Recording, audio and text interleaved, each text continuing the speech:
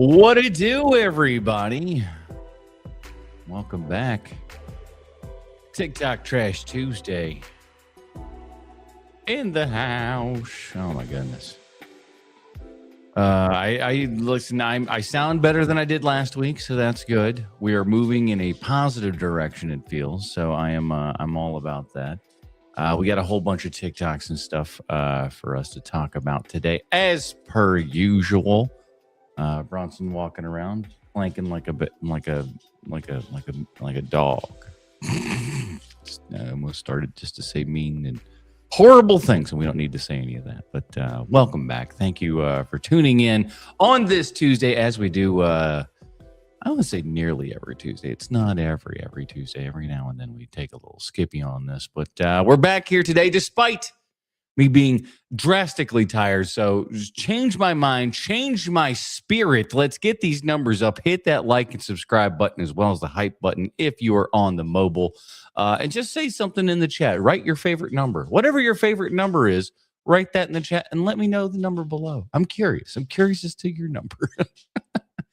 All right. I got a whole bunch of stuff here today. We've been scouring the internet left and right. Can you have a seat there, bud? My God. And we got a whole bunch of TikToks filled with a whole bunch of bull crap here. Oh, see, here we go. Number 67, 67. Oh my God, everybody, we're doing it 67. Chicago, that's not the question. I understand that from the Chicago educational system. We asked for a number, not your location, but I will take that in the spirit with which it is given. 67. Do you play Roblox? Not on this channel, I don't. Not on any channel. As a matter of fact, no, that'll. I don't know what you kids know about the old Roblox there, but that's gonna get you. That's gonna get. There's some terrible people over there. That's all I'll say about the Roblox and everything. Don't get on board with that. But yes, so every Tuesday I go out. Technically, I do it during the week, but I go out to TikTok and I pull out what I hope are the best movie TikToks out there, because I only watch a couple seconds of them. I watch a couple seconds. I find out, is this going to be movie related? If I find that it is, and it's a subject that I want to talk about it, I stop it right there. I save it to my phone. At the end of the week, we put it all together in a big giant file. We send it out to me. And then we sit here with you, fine dirty babies, and we go over the results of all of those. And speaking of dirty babies, I want to say a giant thank you to all the dirty babies that support this show. Hold on, where's my flipping? There it is. Big shout out to all the Patreon supporters, patreon.com/HMP. Those awesome people get pre-show, post-show, dinger show. These are the dirty babies. If you don't know what a dirty baby is, you probably were one, likely. Were you that stupid kid who kind of sat back and had to watch all the nerdy crap on television while your parents went out to work and everything? Or you were just kind of left to your own devices? You were that dirty baby that's sitting back there. Maybe it was a neighborhood. Maybe it was a trailer park. Maybe it was the inner city. You can be a dirty baby no matter where you're from. And so all of those beautiful, beautiful dirty babies that have helped support the show, anywhere between $1 and on up, those are the people that help keep this show flowing here and everything. And also the people that help keep the show flowing throughout all of these many years have been the beautiful people over here at YouTube, man. We've been kicking off here, and I'm starting to make some decent money here over on YouTube and everything. And it's because of all of you dirty babies. Thank you again so much for all of your kind words and many, many things over these years. Let's get into it. Wasting zero time. We got a whole bunch of things to talk about today. Some more TikTok Trash Tuesday. Let me change. I'm telling you, I cannot figure out how to get everything rolling here. Give me just a second, because I want this background to be a different color, so people can actually see the TikTok words I got in the background. And Bronson's still eating this bloody loud. Can you hear him? Does it sound as bad as it feels like it sounds?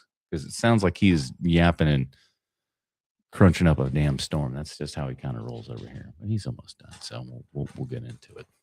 All right, boys and girls, let's kick it off. TikTok Trash Tuesday. Let's go. I said let's go. Let's go.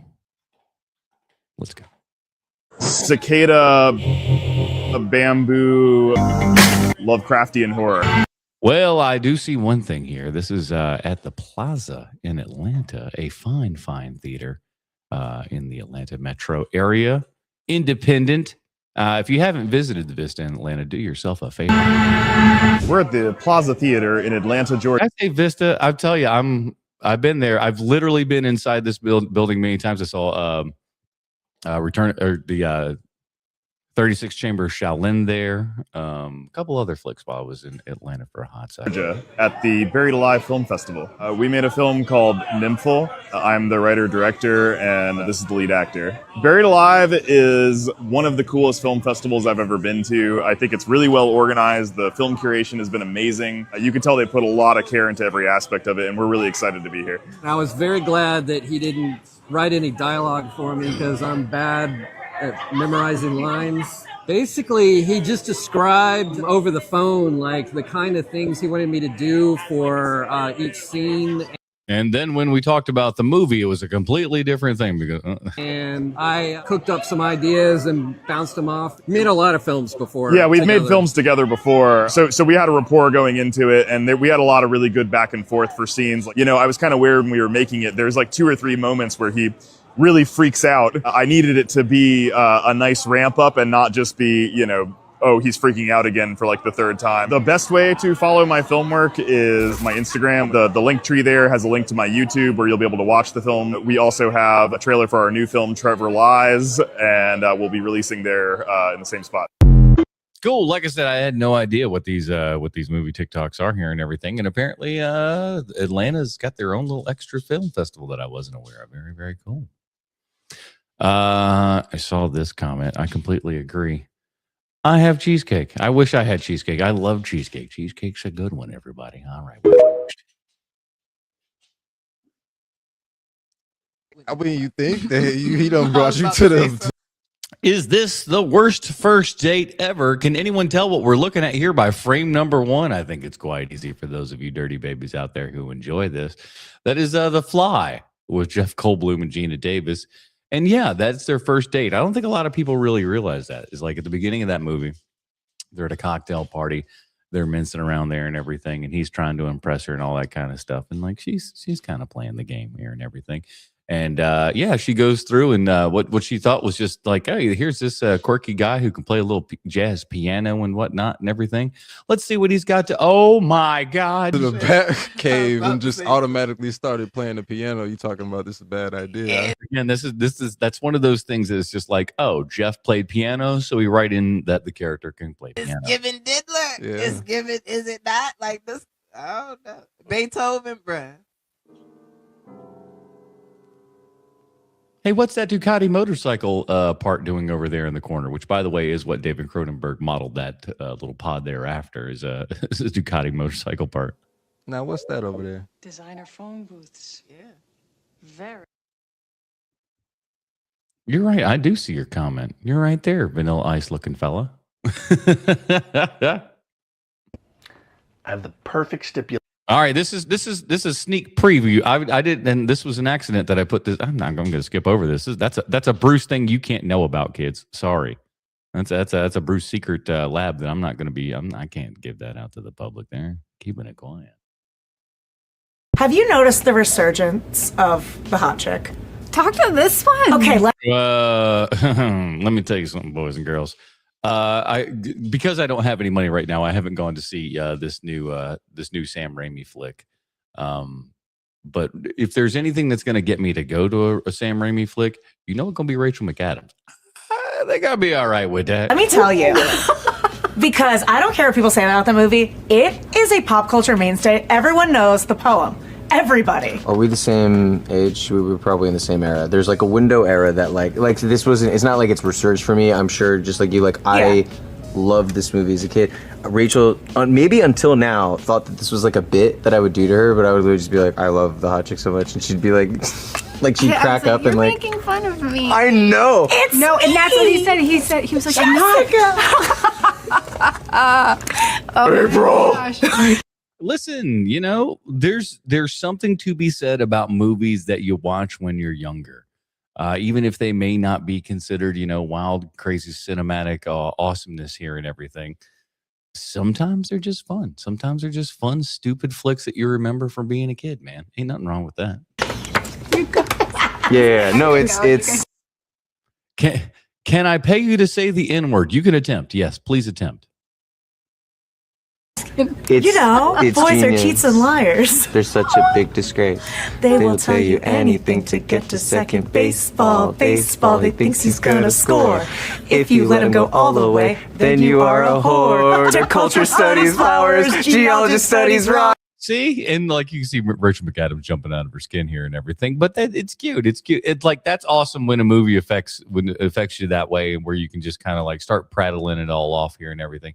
That what was funny about watching the Ninja Turtle movies on 4K from Arrow here and everything was watching those back and just realizing how much of it I knew, just every single word, just bar for bar. It's pretty amazing. This is where I get really lost. Yeah. Oh wow. I That's got where I stuck lost to the it too. end. And Something dancing bears named Chuck. Nice. Oh my All god. guys I really can't believe wanted we got to. so far. That was so. Rachel wants to die right now. She's putting on such a brave face, but she's like, "Oh my god, this is embarrassing. How do I get through this?" Haven't done it in so long.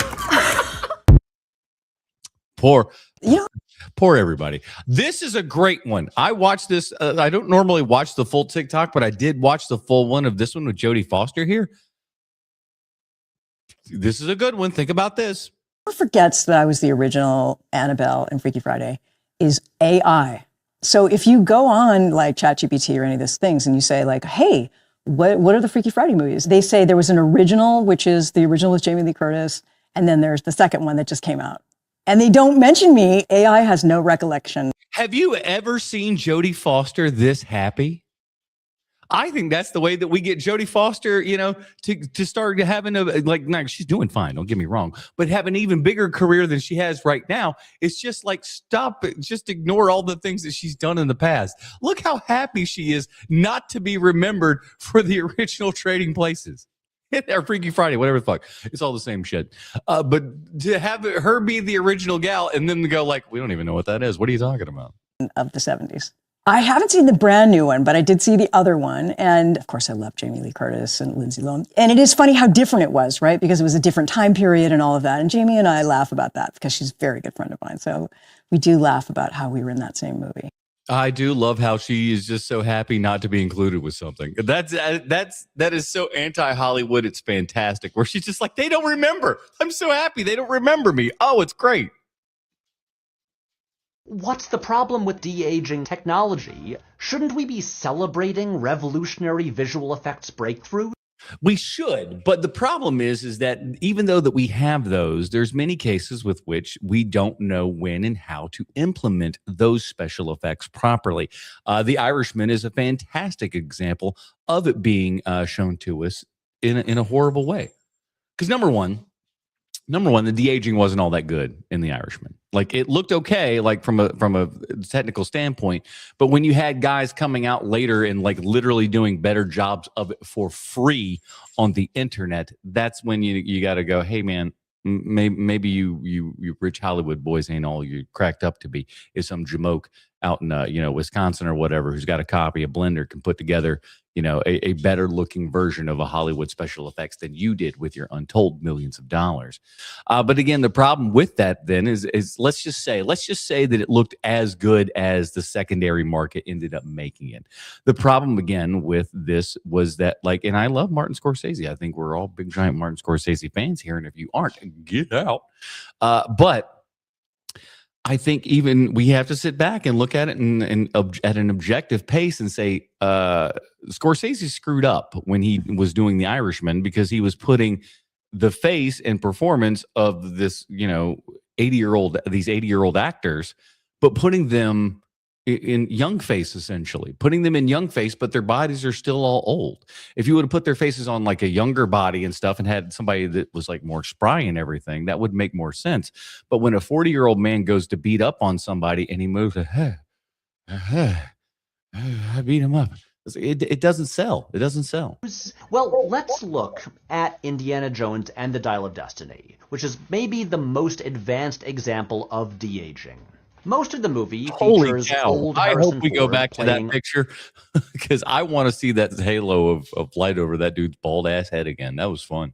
Old Indiana Jones, but the movie begins with a 20-minute prologue set decades earlier. In every film in the series, which which was decent. It was like it was okay. It was okay. It was one of the more fun parts of the movie. If we're frank, I thought that I was afraid for that. Actually, I was afraid when I was watching the movie. I was like, are we going to? How long is the flashback, so to speak, in this movie? And it wasn't nearly as. It was longer than I expected, but not nearly as long as I suppose that it could have been. Given all the circumstances.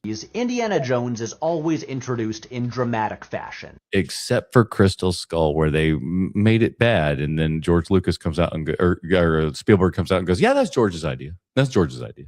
Here, the film begins with the Nazis dragging a captured man out of a truck with a bag over his head. They throw him onto a chair to be interrogated, and as the camera pushes in dramatically, the bag is pulled off, revealing what looks like Harrison Ford circa 19... Looks pretty good, doesn't it? That's not bad. As far as de-aging and stuff goes, that's not bad at all. I don't mind that. I am okay with that. And I remember seeing that on screen, and there were a couple moments where you're just like, oh, that's pretty good. 1989. Normally, we would watch this scene thinking, oh boy, I wonder how Indy got into this mess and how he's gonna get out. But instead, he... Oh my God, look at this. Look at that halo of bald. God, it's beautiful. Here we're thinking, yeah, the VFX looks solid. Yeah, that looks like him. Look how his eyes move, and that smile seems correct. And then he speaks, and we hear the voice of an 80... There you go. Thank you. That is another element that they are not taking into consideration, is these old-ass voices. Your voice, is going to be a lot tighter and a lot crisper and stuff as you age. It's going to drop an octave. Everything's going to go south, right? So if you don't change that, if you don't compensate for that, and that's what also again, the last couple of what you call them, James Earl Jones voiceovers as Darth Vader and everything, you could hear the old voice in there. Now it just sounds like the AI voice because they've, kind of gotten permission to do that and everything. But even then, that still doesn't quite sound right. And these guys, they got to understand that you have to do with the AI voiceover what you do with the visual. You've got to marry those two things, because if they don't, you have an inconsistency and your movie starts to suck. So what you need to do is go through and take those voices and use the AI to kind of youngify the voices and everything. And I feel like that should be the easiest bit of all of them to do. Year-old man coming out of a much younger body. You got a lot of nice stuff.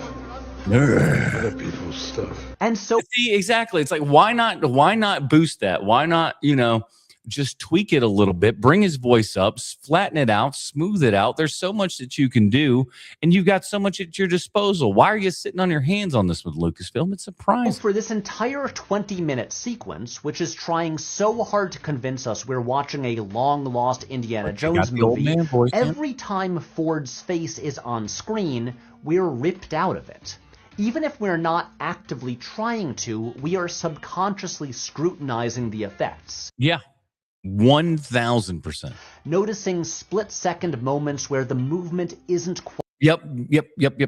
Because there's always these tiny little moments. And honestly, the thing about it is less damning of CGI, I would say, and more appreciative to us and what our eyes and minds and everything have evolutionarily made us learn at a subconscious level. Because that's what all of this is. It is when you see something that in that uncanny valley, when you see something that's not quite right, that is your brain defending you. That is your brain going, something's not right here. I don't agree with this. That's why we push back on that, because it's against our actual nature, because it's something that we know. It's something that is very, very familiar, but it's something about it ain't right. That's what bad CGI does. It makes you feel like something just isn't quite there. Quite right. Even though we know from behind-the-scenes material that Ford was there on set giving this performance, it still feels like a fake. There's just no getting past the de-aging, and it sinks the whole sequence. And doesn't it work easier and stuff in movies like your new Planet of the Apes films and everything with that CGI? Because like they're monkeys with humanoid characteristics and everything, so like they don't have to be quite on point, so you just like you buy them a lot easier and you kind of throw away that thought. But when it comes down to humans and stuff, our minds just go like, hey, that ain't real. Patrick H. Williams there on YouTube. Check out that full video. I agree. That's go check it out there. What's next? I'm dying over here. My gosh. Bookmark this video if you're looking for a 2026 horror release schedule of sorts, because all right, our buddy Pat here is back to talk about the 2026 horror films that coming up, man. And we'll be talking about at least one or two of those horror films that came out this past week here and everything, because we're going to have a little discussion on that. But let's see what Pat's got us for the upcoming year. These are the horror movies I'm looking forward to seeing the most this year. Hokum, a supernatural witch movie starring Adam Scott. And with screenshots like this, it has the... Jesus Christ. Oh.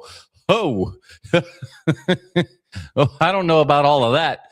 I don't know which way I am even falling on this. It's like half of me just goes like, oh, that's stupid and dumb. And there's another half that goes like, I don't want nothing to do with that. Oh, my God.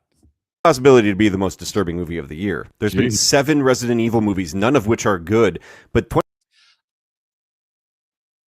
True, but you can watch they're to a point watchable. 2026 marks the 30th anniversary for this gaming franchise. Can Zach Kreger deliver on a new vision? It's gonna be an interesting see. I'm interested to see it because he's a far better director than your Paul W.S. Anderson. That's for sure. I think he can. And if Return to Silent Hill can competently deliver as well, this could be the year for horror game adaptations. Yeah, no kidding. And that's his. We're still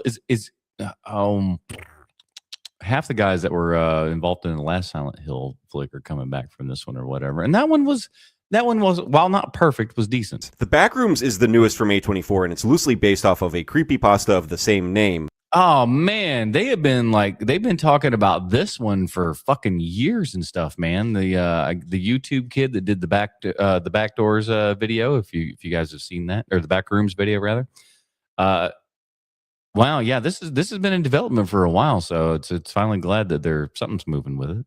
This promises to be a lo-fi existential nightmare, and I can't wait. 2023's Evil Dead Rise absolutely ripped, and we're getting another standalone movie in this franchise with Evil Dead Burn.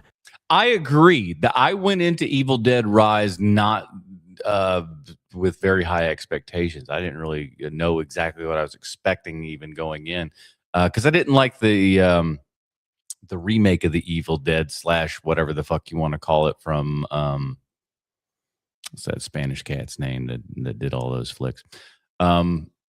But yeah, I didn't think that movie was great, so I don't know what I was expecting going into Evil Dead Rise, but the way that they told the story and stuff with Evil Dead Rise and the fact that it wasn't quite, one-to-one connected with the other stuff was really great. So that gives me a little bit of hope for this movie, is that if they keep along that same vibe, because Evil Dead Rise was fun, was scary. Say less. And of course, Robert Eggers returns with a Middle English werewolf adaptation. Oh boy. I wonder what that's going to be like. Is it going to be just like Nosferatu, but with a werewolf instead of Nosferatu? I think so. On Christmas Day. And again, holy shit, all the way on the end of the year, eh? Less. Sam Raimi also returns behind the camera for his first horror movie since Drag Me to Hell.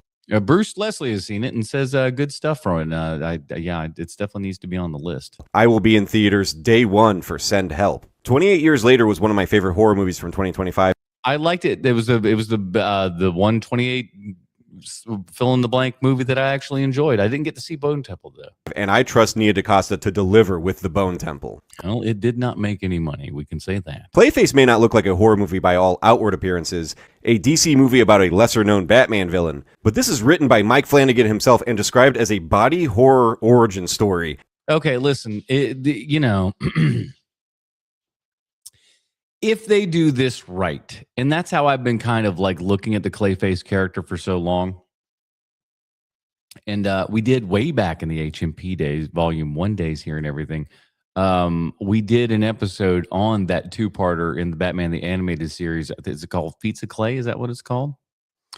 That introduces his character in this way and everything. And I thought that would be a better version, obviously, but I thought that episode would be a fantastic episode to kind of like flesh out into a movie this kind of failing actor and everything who's who's, he's aging out of his stuff and everything, and goes to, this procedure to try to help all this stuff, and then things go bad. And out by Mike Flanagan, I'm excited for that bit. Hell yeah. Call me a rube, call me a simpleton, but don't. Yeah, I'll call you one of them. I haven't seen. Listen, I saw a couple Insidious films. I saw the first one, and then I think I saw maybe the last two, maybe in theaters, because we were we were doing the film find, and I was just watching everything at that point.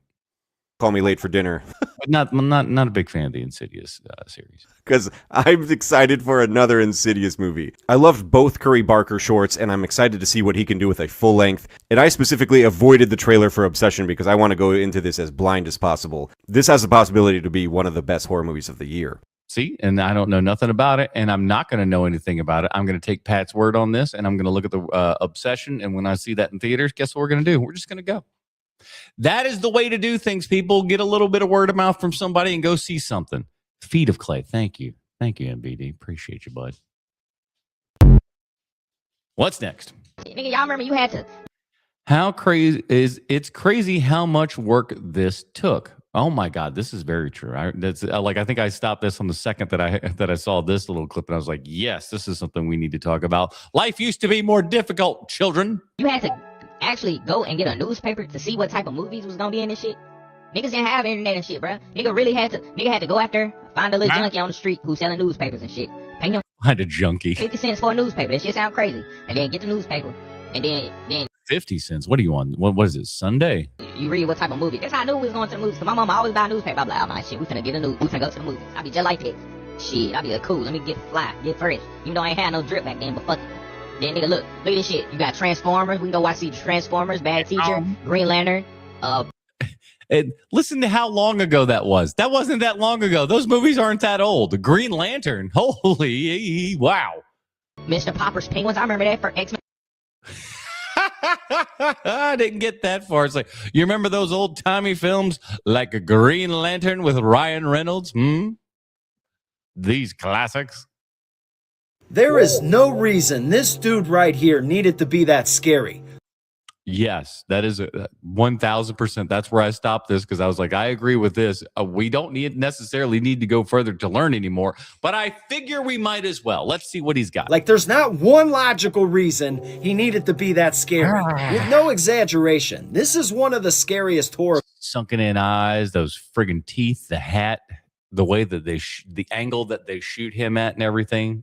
No. Villains of all time. If you've never seen this scary son of a bitch until now, let me introduce you to Reverend Kane. He was the villain in Poltergeist 2, and I cannot describe to you how unsettling he was. Right. I don't even know if unsettling is the right word. This guy is so creepy. He walks around the whole movie just dressed in turn-of-the-century clothes, and he's singing Bible hymns, talking weird to kids. And all that being said, I don't hate Poltergeist 2. As a matter of fact, I love this movie.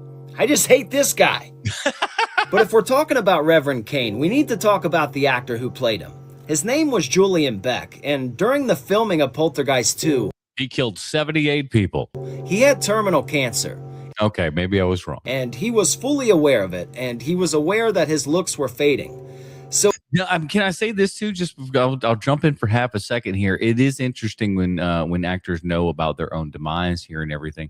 And think about it with the last Final Destination flick with Tony Todd and his like great story. Like they're for essentially the viewers more than anything, talking about death and living on and stuff like that. So I love when they can kind of take something from their real life and really kind of throw it in there and give like a more weightiness to the acting. He leaned into it to play the scary role. Like, that's so punk rock, that is so badass, he didn't have to do that for us because this was so effective.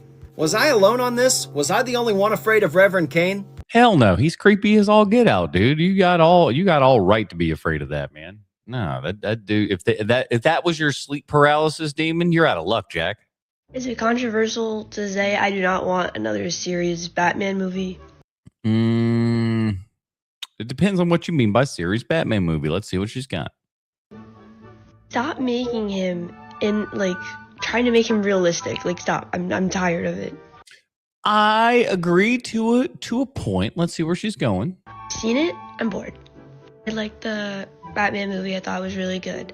But in the DCU, give me a different Batman, like, world completely. I want ridiculousness, okay? Like, I want the fantasy villains to be in play more, and they just, like, don't do that ever. I understand what she's saying. And to a degree, I suppose I could, agree with it. But like MVD says here, and he's being funny, he says, bring back Schumacher. That's funny, but that does sound like what she's asking for, doesn't it? Doesn't it? Oh, okay, there you go. Not. Not. So, no. What a terrible, terrible idea. I don't know why we need that. Honestly, we started to get there a little bit with Batman, and frankly, I think we've gone so long now that I don't know that we can really get back and on kind of that stride there again and everything. But I liked what Matt Reeves was doing with Batman. That's kind of like, year 2 or 3, whichever it was, of kind of this, naive-ish sort of Batman, and whatever the next one will be kind of a furtherization of that character. Maybe the tech gets a little bit better. Maybe he becomes more of a proper detective here and everything. But there was detective work and stuff that was done within that movie. And that is frankly what I think was missing from Batman for so long was the, detective comics are it's Batman, everybody. He's a detective. Hello. It's a comic book. I want it to be comic booky, okay? Like nipples on Batman. That's what I'm looking for, okay? how like the Superman movie was. I want it to be like that for Batman. I've had it with these like normal. And I think that you will get, for what she's asking for, I think that you will get that. And again, who knows how the world works right now. But given the environment that we're in right now, I think that you would get a Batman that's closer to what she's thinking of and what she's imagining in her head. Maybe not nearly as wacky. But under the James Gunn, umbrella there and everything, I think that there's a chance for them to get closer to a version of Batman that I think this girl would like, as opposed to other folks out there. Does she know about the 1966 Batman? That's my question. If she's tired of serious Batman, she has 3 seasons and a movie of that. Absolutely.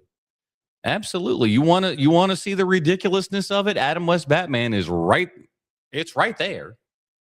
People becoming like villains, like half-ass I see what she's saying. She wants Egghead as a villain. I see what she's saying. costumes. No, give me the full goofy costume, okay? Oh, The next time I see Riddler, he better be in a full-on green suit with little question marks on it, okay? If it's, I don't like the question marks on it. I don't like, she does want Schumacher, doesn't she? I want it spangly. I want it tight on Jim Carrey. I want Poison Ivy. And I want This girl just, she watched the Schumacher film. her using actual magic to move plants. I don't want it to be some BS where she just like is a gardener or something, okay? I think if you do have a Poison Ivy character, she needs to be a lot more like the comics, a lot more like the games. I thought in the Arkham Asylum games and stuff like that, I thought Poison Ivy was depicted really well and could have used a movie translation kind of like that. I think it's very, very cool. And give me the fucking Bat Family. Please give me the Bat Family. Please. No. What do you want, Damien running around? Like, there's so many iterations of Batman out there, and my favorite have always been the animated ones. No Arguably, the best Batman movie is Lego Batman. It's a good one, but come on. I really enjoyed it. And that's not to say I didn't like previous Batman films. It's just like, I'm over it. I want like something different and new and more comic. He goes, I want something more adult, but more childish. Come on. Book. My favorite Joker is obviously Heath Ledger. I mean,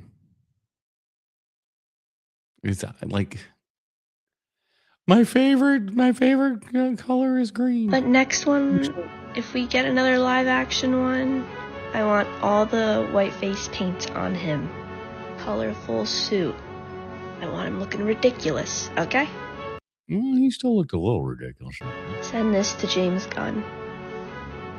Yeah, send it to James Gunn, everybody. I've never seen the Lego Batman movie, says John. You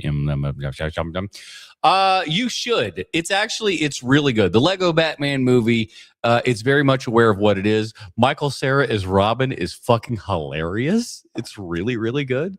It's a good time that pokes fun at Batman in I think the best of ways as a big Batman fan myself. Movie trope that bothers me: when two people are in a nightclub and there is music banging around them, but they are still talking at normal volume.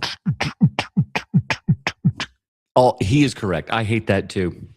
And that's why you got to have somebody that knows what they're doing. Now, take, for example, a great example of this, and somebody that does it the correct way, is David Fincher. David Fincher in The Social Network. There's this big scene where the Zuckerberg character, played by Jesse Eisenberg, and the Napster kid, played by Justin Timberlake, are having this conversation in a club and everything.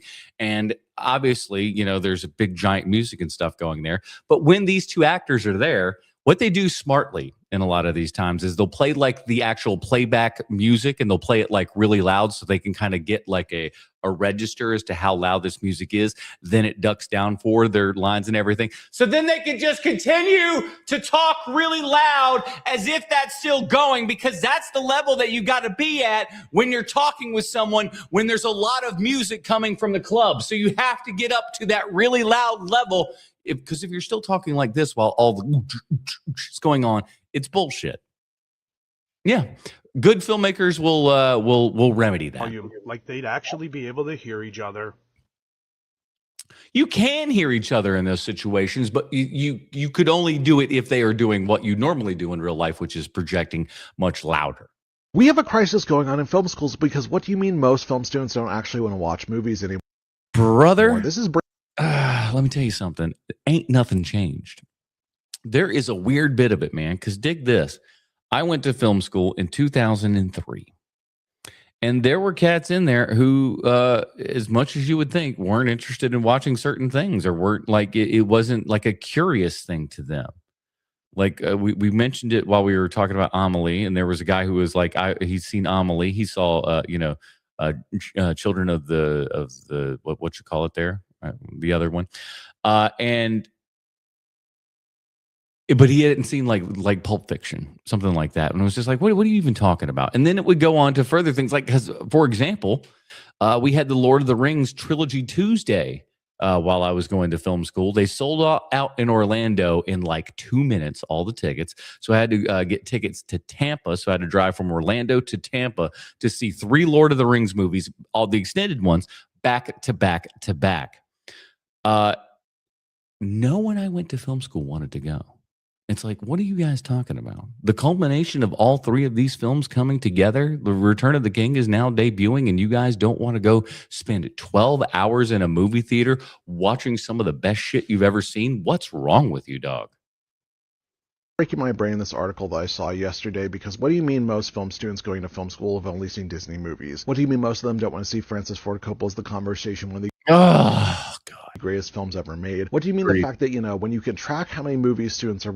This pisses me off, dude, because like even as a kid, I knew that I wanted to know more about movies. When the AFI, the American Film Institute, came out with their top 100 films of the last 100 years, so it's 100 films of the American Film Institute, and so they brought up 100 years of film.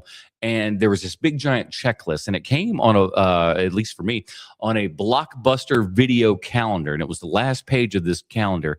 And so it had all of the movies there, and each of them had a checkbox by it.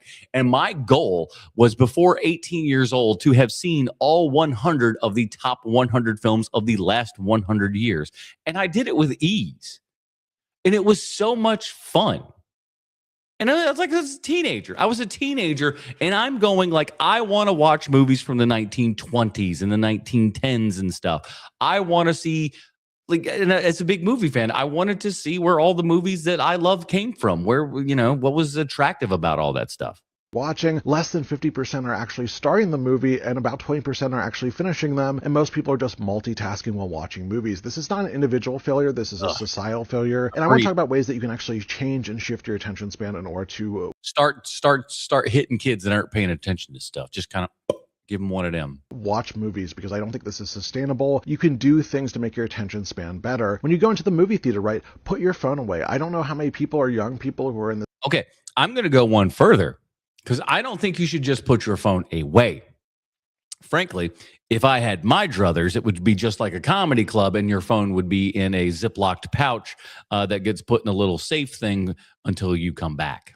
And the movie's over, then you can go and retrieve your item and then go home. That's what my druthers would be. But save for that, you should turn your phone off, not to silence, not to airplane mode, to off. Because you know what you won't be doing when the movie's on? Fumbling, getting your phone out, turning it on, waiting for everything to because it's too much shit. It's too much shit to do. Turn your phone off, leave it in your pocket, and watch the movie. Oh my God, enjoy the film. Heaven forbid. This category who are also texting while being in the movie theater, put your phone away. Go to the movie theaters alone. Don't have anybody you can talk to. And we need somebody in like in a darkened theater that just kind of like has tranquilizer darts. That whenever they see somebody with that, they just go and then go, and then they just fall asleep for the next 45 minutes. And they wake up and just watch the movie. And I think for people who are just watching Disney movies, watch more movies. Watch things that you think, why would I like this, even though I know it's a critically acclaimed? I mean, there are still so many cats out there that are like in the year of our Lord 2026, they say, I don't want to watch a black and white film. And what? Just watch the movies. Watch more. Watch so much more. Watch movies with subtitles. Watch movies that aren't in English. Oh, another one. Yeah, absolutely. So you have to pay attention more. Do things to set yourself up for success, and don't kind of put yourself in this situation, because I guarantee if you're not watching movies, you will not get how to make movies. You need to watch movies in order to learn more about movies. I'm not doing this to preach to the choir. I'm just saying this. You have to expand your horizons. You have to test yourself. You have to push yourself. It is a challenge. It is work to love movies. You must become obsessed with them, because my God, if you don't care that much about movies and you're making them, it shows when you make a movie. Yes, when you look back at directors like Steven Spielberg, like Quentin Tarantino, like any big name director that you've seen, your Ridley Scotts, all that, they all are movie fans. All of those guys love movies. That's why they're great filmmakers, because they have a love and appreciation of these movies. We just don't, if you don't have that, he's 100% right. If you don't have that, what's you're barking up the wrong tree as far as professions go. That's for sure.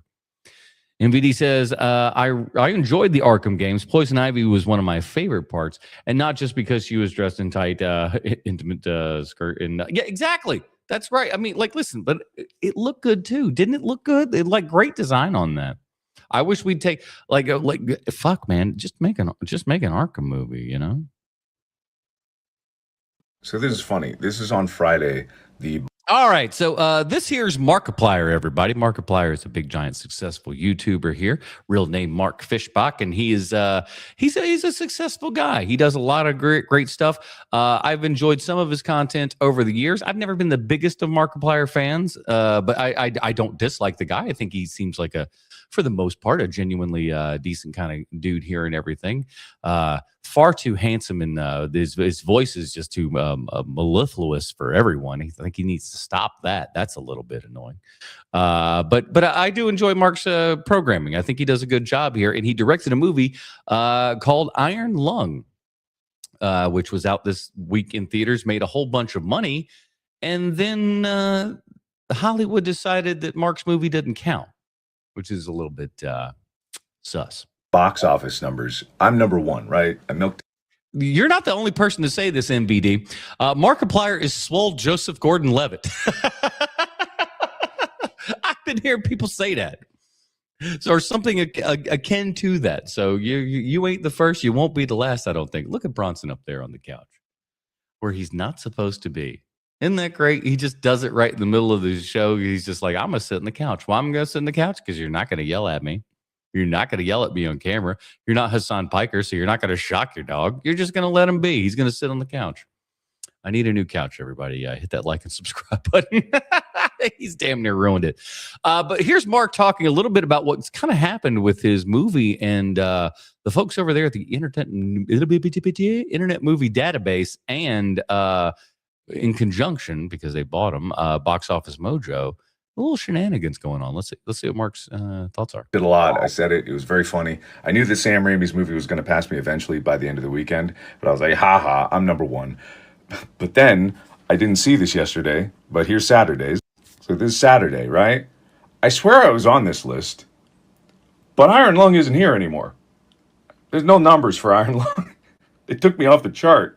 And I thought, hey, maybe that's a fluke. maybe there's something wrong, but here's Sunday. I wake up this morning, which reports the day before's numbers. I'm gone. I'm not even above Hamnet. I'm nowhere. Zootopia's back up here. Avatar's up here. Melania's up here. I feel like I should just, like, maybe I'd be fine with here. I'd be fine with being on the chart. Why'd you take me off the chart? I feel like I deserve to be on the chart. He does. He deserves to be on the chart. And I've got some fantastic news here for you, kids. Let me get this and put this up. Markiplier back on the charts, everybody. Check them out. I'm going to try to make that a little bit bigger.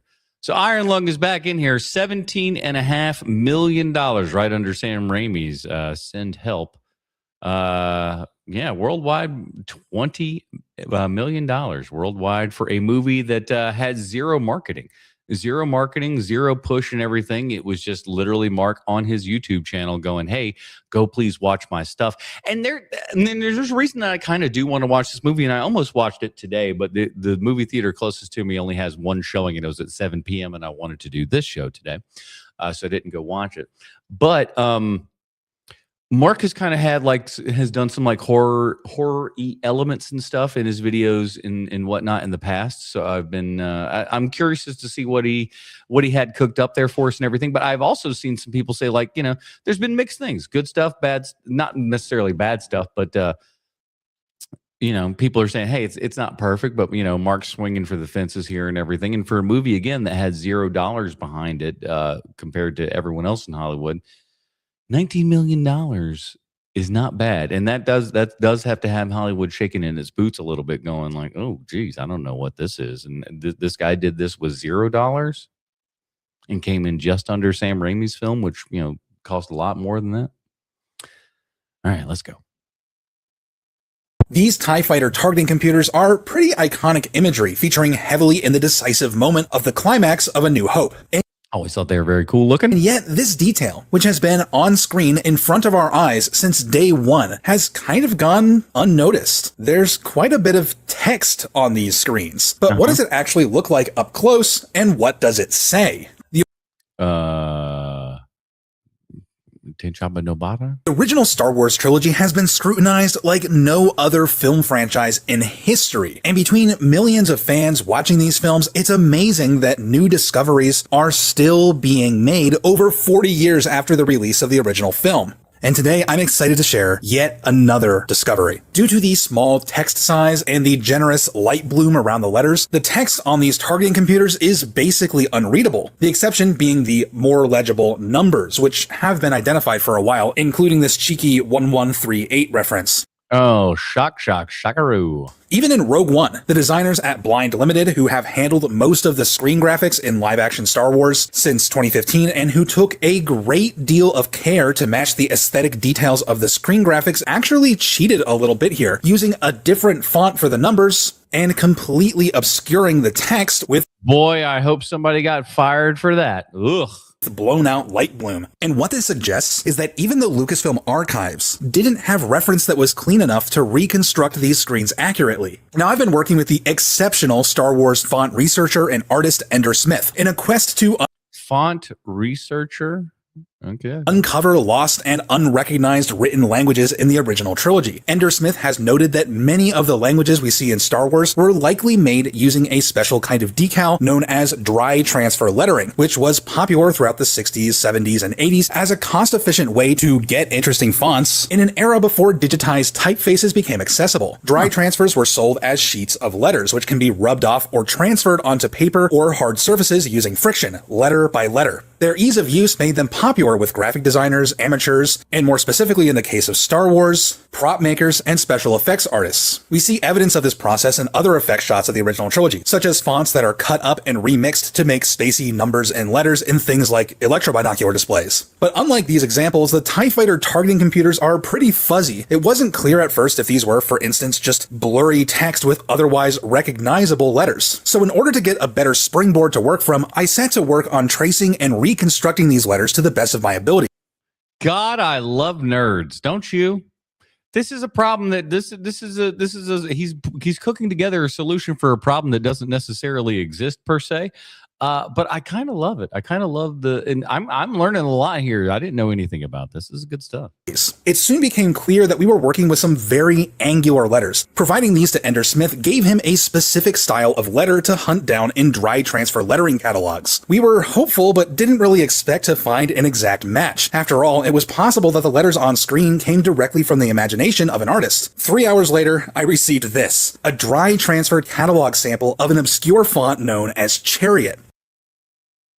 A part 2 I don't have. I can tell you that right now. But yeah, I learned a little something there. That's pretty cool.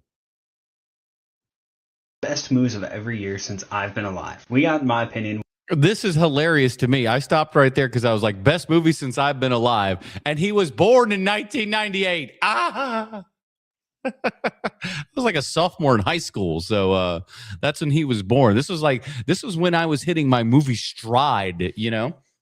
I was really starting to discover things and making very frequent trips to Blockbuster Video. You know, it's funny. So the movies that like he's going to be like, this is the best movie when I was born was a movie that I saw in theaters in high school. All right. So Truman Show. We're starting off with not too shabby. What is Jim Carrey's second best movie with The Truman Show? One of the many reasons I get into he thinks Earth Girls Are Easy is Jim Carrey's best. Drinking White Russians was due to the dude in The Big Lebowski. I hate The Big Lebowski. I've said it on the podcast previously. It don't hit people well. Best movie 1998. That is your correct answer right there. Is your little movie called Saving Private Ryan. Ever heard of it?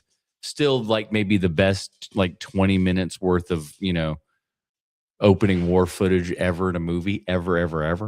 What is arguably Steven Spielberg's best movie with Saving Private Ryan and Adams. See, I don't know that I go so far as to say that it's necessarily his best movie when you've got so many bangers. Come on now. Waterboy's great though. Sandler classic with The Waterboy. What's probably one of the best soundtracks in any Disney movie ever, and we got Mulan. The first Spike Lee movie I ever saw in my life came out this year with Denzel starring in. Wow, first Spike Lee movie was He Got Game. That's an interesting choice. He Got Game. I think this might be one of the greatest child acting performances of all time.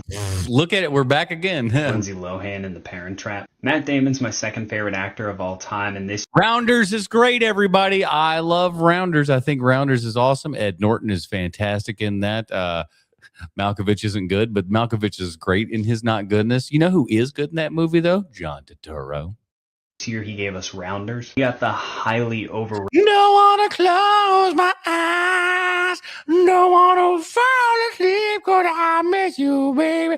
And I don't want to watch that movie again. I would watch that if they brought that out on 4K Criterion.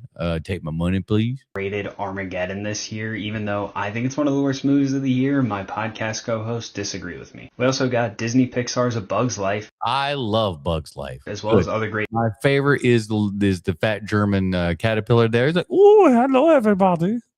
Nothing like a big fat character and having one of these voices in them. It's so great. Animated movies like Scooby-Doo Zombie Island. Now, a movie I still haven't seen, but I felt I needed... Oh, boy. You're going to have a time when you do see that one, buddy boy. To add to the list was American History X. I do need to get to watching that here soon. But my favorite movie this year is going to be my second favorite comedy of all time with Jackie Chan and Chris Tucker starring in Rush Hour. Guess what, baby? I ain't mad at you. I ain't mad at you at all. At all. Not mad at all. That's a great choice. I've tried this series multiple times and never finished, but this time I'm determined. So here are the... Oh, I guess that was like here for a proper loop here and everything on the TikToks. That's very good. Don't be a nihilist. How can I not? Movie theaters before they lost their whimsy. What do you guys think about this aesthetic when it comes to theater? Right there with the little classic, with the little with the checkerboard things, that was very much like the second run theater that was on Independence Boulevard in Charlotte years ago. That was a great little theater. It looked very much, it had this kind of vibe to it for sure.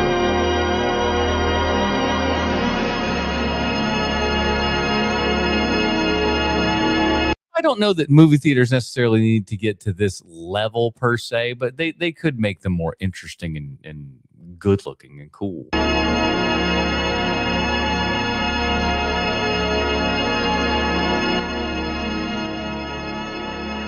I'm not a big fan of overly crap carpet like this. Movie theater carpet is like genuinely one of the worst things ever.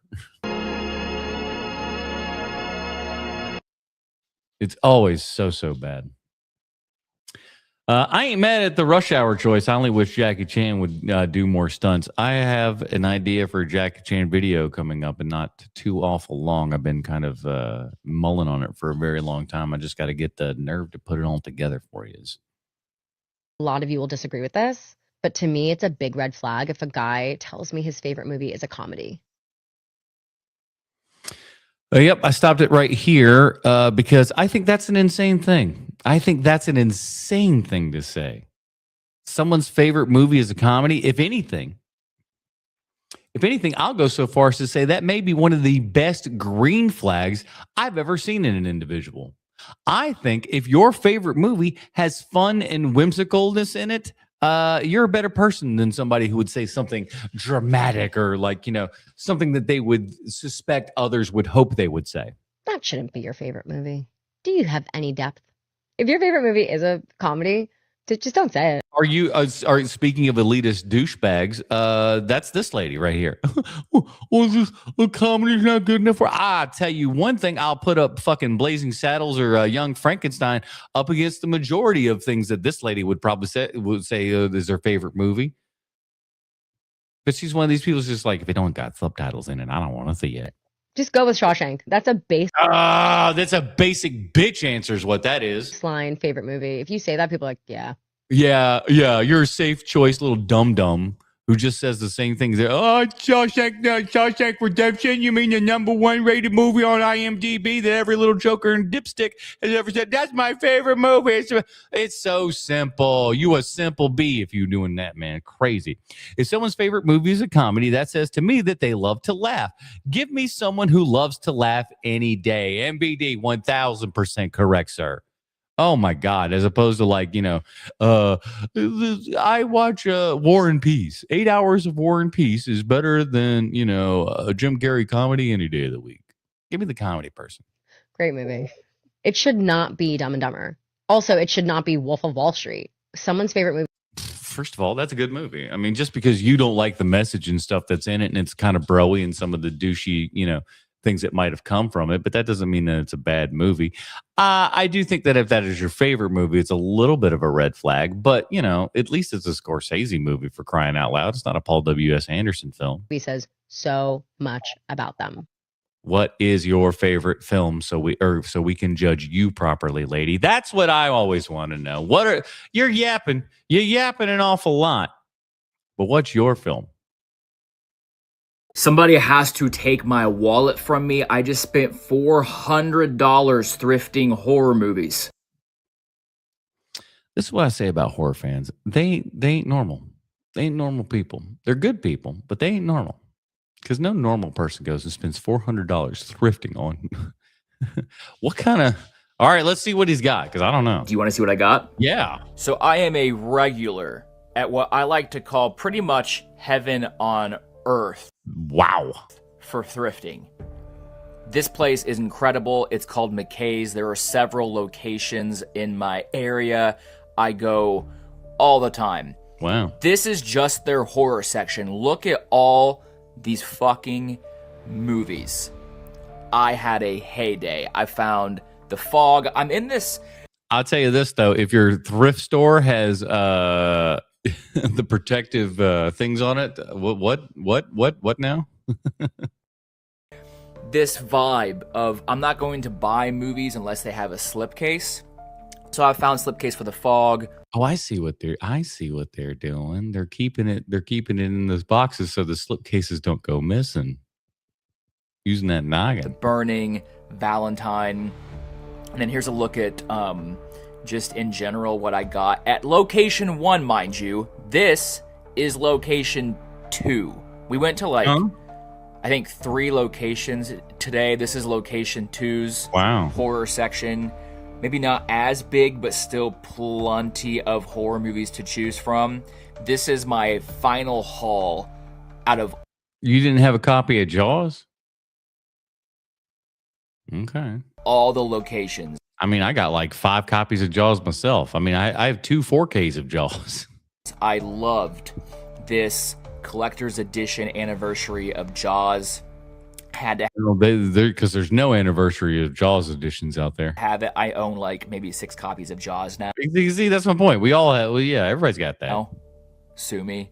This Criterion Parasite, I found it on the shelf, immediately put it in my basket. Yes, I want to know what he paid, sir. And then I'm not a big fan of Spiral Imaginary, but these steelbooks were incredible. Those were all good steelbooks and stuff that they put out. I do like those. Incredible. Until next time. I like that Scream. Colored the Space one was good looking. Thumbs up or thumbs down to horror movies releasing in February? All right, so we got Pat's big overall 2026. Let's see what we got specifically for February. I couldn't muster the energy to go watch Strangers Chapter 2. I have no plans on seeing Chapter 3. On the plus side, these movies are mercifully coming to an end. This still gets a thumbs down. I liked the original Strangers. I did like the remake. I didn't see either of the sequels, so I should tell you something. Actually, no, I did see. I saw the 2 remake. There's one regular Strangers remake, and then there was like one that was in a trailer park or something like that. But the Strangers chapters 1, 2, and 3, because I think those are 3 separate movies, if I'm not mistaken. I haven't seen any of those. Whistle feels like Final Destination, only with an ancient Aztec death whistle. Ooh, okay. Ancient Aztec death whistle. Intrigue. Who knows if this will be anything? I'm gonna go optimistic thumbs up. The newest Dracula adaptation from Luc Besson looks like a watered-down version of Francis Ford Coppola's Dracula. Luc Besson's Dracula. But also, fuck Luc Besson. This gets 2 thumbs down. What's your beef with Luc Besson? All right. Cold Storage looks like a classic February dump movie. It's a horror comedy about a parasitic fungus that leaks out of an abandoned military base. So basically, Return of the Living Dead, only assuredly this will be shitty. I'm going... What? Going thumbs down here. The Mortuary Assistant is based on a video game that I've never heard of nor played, but I'm a sucker for bottle concepts with mortuary backdrops, so I'm gonna go thumbs up here. Mortuary! Mimics is about a struggling ventriloquist who enters into a dangerous pact with a puppet. You know what? Okay, all right. We need more puppet and dummy movies, people. Fuck it. I'm giving this a thumbs up. On paper, Psycho Killer looks like the best horror movie to come out in February. It's about a female cop who's tracking down the serial killer who killed her husband. This looks gnarly as fuck. I'm going big thumbs up here. The Dreadful No Psycho Killer, we couldn't afford me in the soundtrack. is appropriately named because this looks like... Boy, that is a bad poster. A fucking big budget slog if there ever was one. Reuniting Sophie Turner and Kit Harington from Game of Thrones fame is not enough to drag me to theaters. I'm gonna go thumbs down on this one. Diabolic is an Australian supernatural horror movie about a woman seeking a cure for her blackouts. I can't even muster the energy for a thumbs up here. Let's go realistic thumbs down. Melissa Barrera controversy aside, I haven't given a shit about a Scream movie since the first one. Woof, that's a little harsh. 1, 2, and 3 are good. 4 had the potential to be good, but screwed it up in the end. 5 was fine. 6 was a little less. 7 will probably be even lesser. I don't understand what a majority of you see in this franchise. I'd go as far as to say it's the worst franchise in all of horror. That is a lick. Come on, Pat. Now, come on, Pat. You telling me that the Scream movies are worse than the Leprechaun movies? Get the fuck out of here. That's ridiculous. You telling me the Scream movies are better than the Doll Man movies? Get out of here, bro. You telling me about pick a Full Moon franchise? Are you telling me that? No. Come on, let's be realistic here. I couldn't give a bigger fucking thumbs down. Boy, passionate. Did you all hear what's going on with movie theaters? Attendance is down nearly 10% in early 2025.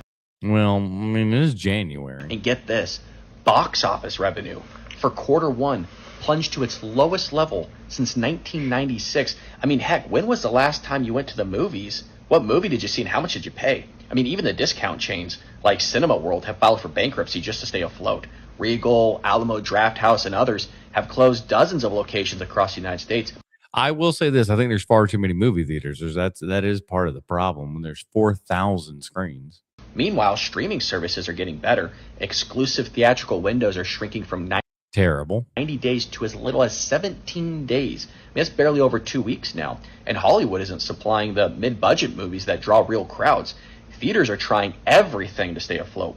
And they suck at it. That's the problem, is that they don't know what they're doing. Pickleball courts in the lobby, cocktail bars. Pickleball courts in the lobby. Show me where that's happening. Even pot shops. Yeah, just to get people back. But here's the question. Pot shops. Hey, come on, get blazed and watch the flick. Trust me, we didn't have pot shops and we still had people doing that in our theater. Is the movie theater experience dead for all of you? And even myself? Is it in need of a reboot? Is it worth paying $20 for a ticket and overpriced popcorn and candy when you've got Netflix, HBO, and an OLED at home? I want to hear from the movie fans and first of all, most people don't go to OLED. I'll tell you that right. The skeptics alike. Would you still go to the theater, or has the couch won you over? Drop your thoughts in the comments. Yeah, right. All right. No ventriloquism movie or show will ever top the Jay Johnson soap special. Jay Johnson, the two and only for me. All right. Appreciate you. All right.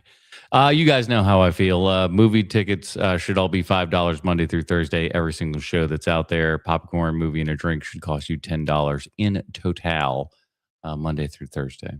That's the way to do it. This is the weirdest bit of movie trivia I've ever heard. Okay, so you know the movie No Country for Old Men? Even if you haven't seen it, you probably know it as the film where this guy with the this haircut. This guy in a weird haircut goes around and kills a bunch of people. Okay, well, the movie and the book that it's based on take place in 1980 in a tiny little town along the border in Texas. And the story is that you have this sleepy little town that is suddenly shocked by the outbreak of cartel violence. And this guy is a hitman who works for one of these drug lords. So in the book No Country for Old Men, this sheriff character, the guy who's played by Tommy Lee Jones in the film, when explaining how... And if there's anybody who can play an old sheriff, is there anybody that's better than that Tommy Lee Jones? I don't know. Bad things had gotten around there says, well, recently in San Antonio, a federal judge was killed. Well, he's referencing a real thing that happened. There was a judge named John H. Wood who was assassinated by a cartel hitman back in 1979. This triggered one of the largest investigations in history, and they eventually snagged the killer, a guy named Charles V. Harrelson. This drug kingpin had paid him $250,000 to take out the judge. But that guy, Charles Harrelson, is the father of actor Woody Harrelson, who is in the movie No Country for Old Men. I thought that might be what happened here. Playing a character who, spoiler, gets taken out by a cartel hitman. The assassination of that judge is not mentioned in the film, and as far as I know, this is all just coincidence. That's a little freaky. Didn't know that. I am familiar with Letterboxd. So many of my... I know who this gentleman is. It's Elijah Wood, everybody. He's going on some Letterboxd. Let's see what he gets. My friends have Letterboxd accounts, so I need to do my due diligence and actually start an account.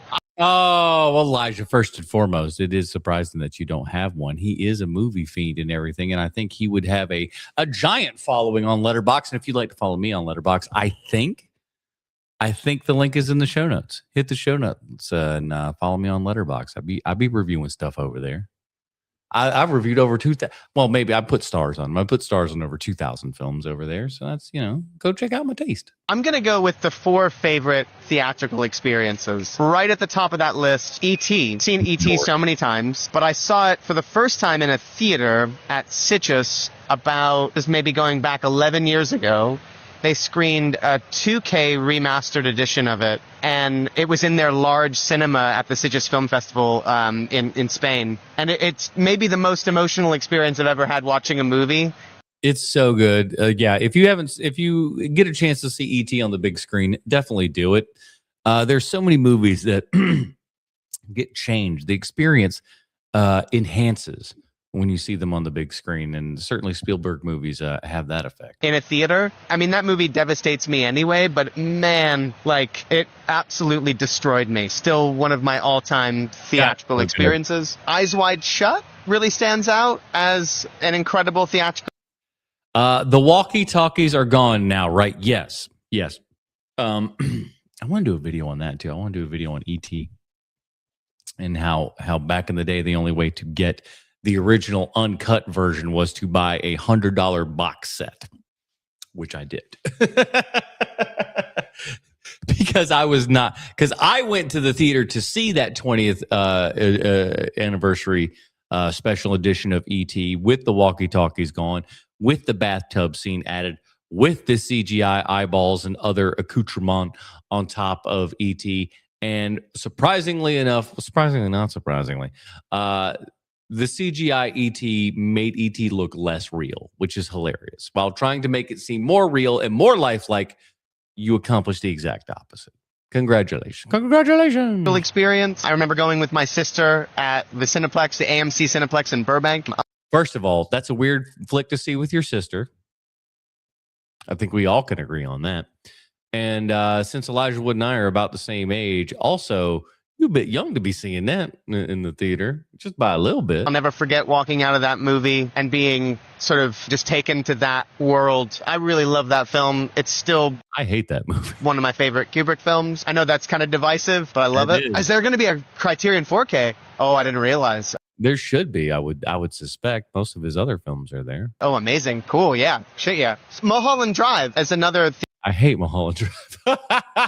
Theatrical experience that I'll never forget. It's one of it was a home video experience I'll never forget because I kept rewinding it going, what the fuck are they even trying to say here? This movie's stupid. My favorite Lynch films, and I think maybe the only new release of his that I saw in the cinema. That movie. Naomi Watts is fun as all good out there, boy. It takes you on a trip. And I remember driving home with my sister, and we were driving in silence. And both of us, I think, just trying to process what we had seen. And I just remember, like, halfway through the drive home, I was like, do you understand what we just saw? And she's like, nope. Like, can't. No one does, because it was pieced together. It was not a real thing, so to speak. It was just Lynch kind of cobbling together a lot of his kind of misfit toys and putting them into a full narrative. Not for me. Make sense of it. Did you love it? She's like, yeah. And I was like, yeah, me too. And I've seen that movie subsequently so many times, and it actually makes a lot of sense to me and not as difficult to unpack as that first experience. Indiana Jones and the Last Crusade at the Chinese theater. It has to be included. My family and I had just moved to Los Angeles from Iowa, and that movie was released, I think it was 89, and it was in cinemas at the Chinese theater. So my mom and I went to go see that movie right when it came out. It's still one of my favorite Indiana Jones films. You're never going to pay attention to a movie more than you will in a movie theater. My dream, my wish. He says that, but at Grauman's Chinese Theater, when I saw 28 Weeks Later, I wasn't paying attention to the film at all. I was looking around going like, look at this architecture. Look at all of this. Look at these seats, man. Who was in this seat, 50 years ago? Is that continues to be a sacred space, and that film distribution in a physical format remains a thing because it's so special. That is correct, sir. Oh, I have Mulholland Drive, but I haven't seen it yet. I'll be interested to see what your thoughts are on it. And I would go back and watch it again just to, kind of clarify my own thoughts and stuff on it. But why so much of Hollywood's output today is trash? And the fact that we were able to very accurately every single time predict exactly what the toxic reaction was going to be. Like, it's both sad, but also goes to show how whoa, oh boy.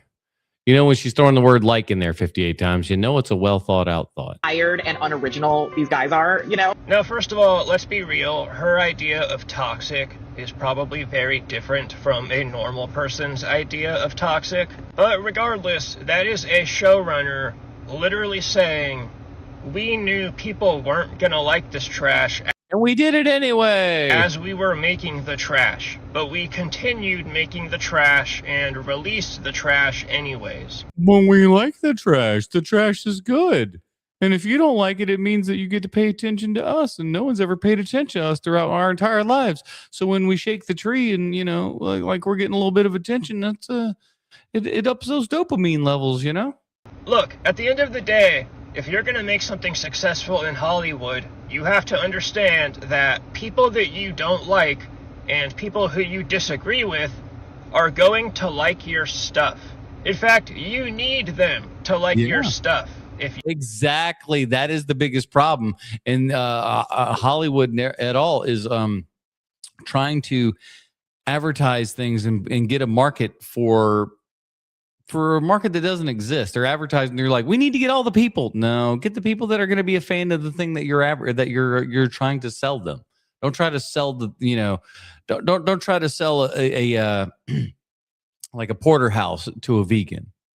Doesn't make much sense. You want your Hollywood release to be successful. That's just the way it is. And that used to always be understood. People used to make movies and shows with the understanding that we need as many people to like this as possible in order for it to succeed. Only in the last decade or so have we seen this rise of people in Hollywood making things that they know is going to piss off large amounts of the population. They think they're punk rock. And then, what do you know, when those shows and movies flop... But what those people don't realize is that there ain't a lot of money in punk rock. The creators come out and complain and blame the audience for not liking it. You see this all the time. Fault. You'll see articles about an upcoming release saying, this is not for the straight white male. And then after it flops, you see articles like, why did the straight white male show up for this? Won't the straight white male come see this movie? Yep. It's just complete bizarro world nowadays. He ain't wrong. I'm Gursky Man, and it is an honor to be here in the Criterion Closet, or as I call it, the Crozet. Terrible. Beep. Count up. Let's take a look around. Shit, I ain't no Slumber Party Massacre made it to the Criterion. Ah, boy, I'd buy that. Slumber Party Massacre's fun. Upper crust of early 80s slasher, one of my greatest. I don't know, it goes as far as called upper crust. That may be a little bit of a stretch. Inspiration. You got Nutty Professor, but not the clumps. That's disrespectful to me. It is. I'd be remiss if I didn't note Last of the Mohicans. You know why I hate the clumps? It's not because of the movie, and Lord knows there's plenty enough to make the movie. But I remember that was on television on like prom night, on a prom night. That was like a year after I was, you know, like I was like 19. The girl I went to prom with was 18. So, but it was not good. That movie just. I got my first hand job while watching that. Walter Matthau's finest role, Dennis the Menace. Yeah. You guys have Dennis the Menace. Directed by the Shape himself. Strikes again here. Oh, no. I always wondered, how'd they let that motherfucker strike again? How they let that motherfucker strike again? Spit on Your Grave, brutal film. I got my second hand job to that one. What? You got Chud in this bitch. Ooh. Now all I need is City Slickers, Diner, Home Alone 1 and 2, and Bushwhacked, and that completes the ultimate Daniel Stern collection. Yeah, boy. Oh. Did he say Rookie of the Year? Because that needs to be there. John Carpenter. Directed, no less, by Daniel Stern. There's The Thing, a little known sleeper. Yes. Walter Matthau was a great Mr. Wilson. He was perfect. He was such a perfect choice. Just brilliant. You were just like, and Walter Matthau is brilliant. Fucking brilliant. Of a sci-fi horror hit. Not a lot of people know that one. A lot of John. My brother and I would go back and forth. Like one of our stupid things that we would go back and forth with was what that cross-eyed kid was talking to Christopher Lloyd's character. in that thing where he goes, "What you got there, kid?" And the kid looks up at him with cross eyes and goes, "Apple." So me and Mark would just be like, "Apple," like all the time, just because it was just like, what? It was so, what a weird little line reading for that kid. Cassavetes here. As an intellectual cinema connoisseur, I really enjoy saying I like John Cassavetes movies. I really enjoy saying I like John Cassavetes movies. You're severely lacking in Italian cannibal films. Gremlins. Yeah. Got my Honestly, Gremlins could use a Criterion collection. Gremlins does like even the 4K of Gremlins and stuff that's out. Not great, not fantastic. I really think they need to try to go back to some real original elements there and talk with was Dean Cundy he's gone. So you can't talk to him about or is hold on, I gotta figure out if Dean Cundy's still alive.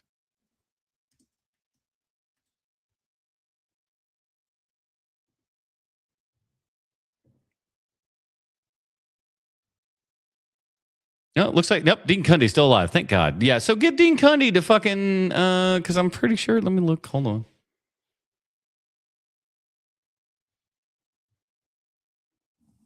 All right, we'll figure it out later. first rim job to that. Oh, I actually need a new copy of Wall-E. I used my old disc to crush pills. Well, Wall-E is available in the Criterion Collection, so joke's on you, friendo. Was Daniel Stern in City Slickers? In the original, yeah. How many VFX are actually in your favorite movies? Because I'm looking at this VFX breakdown from befores and afters on YouTube right now. A friend of mine sent this to me for After the Hunt. And this is just blowing my mind right here. This is a film that's based in reality, a film that's based in a college setting. And yet, you know, that's clear focus on wanting to use certain buildings for these scenes. But then all of a sudden you just see everything just kind of meld away, everything disappear, everything in the background aside from this one central building. And that kind of blows my mind. And here's when you know you have a good filmmaker and someone who knows what they're doing in the business is that they do this and you don't notice. One of the most infamous scenes for me that is like this is there's a scene where in Zodiac where Mark Ruffalo and the other police gang are outside this place and everything. And the majority of everything that you see in that scene is CGI. You wouldn't even know it. Like there's so many weird different things going on and you're just like, I would never know until Fincher sits down and goes like, hey, all this is fake. How much they're able to do. I remember this a couple of years ago when Parasite was up for production design. I can't remember if it won, but knowing the fact that most of that house, the second floor, was not real either kind of broke my brain too. And, you know, when we think... Wait, did you know that the rooftop scene in The Room was not a real location? Think about heavy special effects. We think about... Which is funny because they were on a roof but still used green screen. These Marvel movies, we think about Transformers, we think about these big action blockbusters, but no, it's taking place kind of everywhere here. This is kind of mind-blowing to me. You have all these extras, you have all these like walls that are built around that are clearly physically here, and then everything else is fake, it's manufactured, and this is just one example of the magic of movie making. Like here, they use it to extend the building, here they're adding the wintry scenes here, which are so central to the film, especially that finale, and I don't want to give away too much, I don't want to show off this whole video, do check it out yourself, but again, when you're watching your favorite movies, if they have behind the scenes, if you have a Blu-ray, DVD, check out to see how much special effects are actually going on because this is just mind-boggling. Seriously. Yeah, definitely, and definitely do it with Fincher films because number one, he's going to show you and tell you how he's doing all the stuff, which is very, very cool. Seriously, amazing work. I think I need to start using Criterion Closet as background. That should be smart. Cartoon Network, which was a channel that only showed cartoons. The reason why companies did this is because in the 1980s, television was becoming a much more important part of the average American's life, and they realized that there was a lot more opportunity for profit with advertising if they just upped the amount of content that they were able to show us. And so they started spinning off all these channels with all these different themes.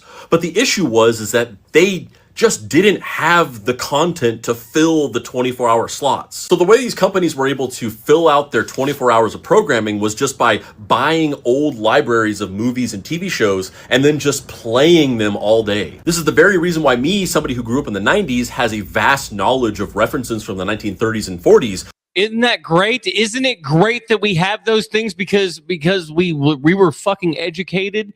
They decided, hey, and again, they made things that were so good in the 40s and 50s that they could still play them 40 years later.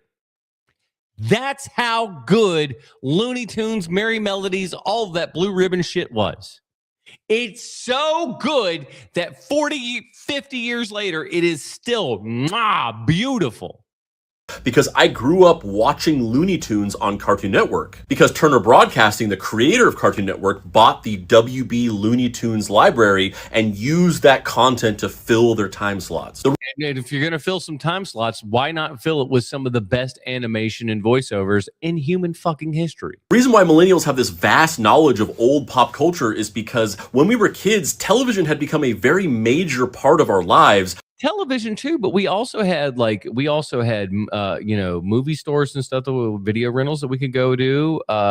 We had parents that introduced us to things. Parents don't fucking introduce shit to their kids anymore, not like they used to. And we were just sitting there passively being shown all of this content because they were just trying to fill these time slots. And then some of us got intrigued by things and then started actively going out and searching out these things. And so I think that's also the difference. Meanwhile, Gen Z and Gen Alpha have grown up in a time where they are embarrassed with new content. Yeah, they have so much stuff. They have everything, and everything is available at their fingertips of all time, and they don't fucking care. Isn't that how it works? Every single day, hundreds of movies and TV show episodes and videos on the internet and songs are released. You could spend the rest of your natural life just trying to catch up with the stuff that came. That's why I always say we could stop right now, and we'd have no more movies, no more TV shows, and you know what? We'd be just fine.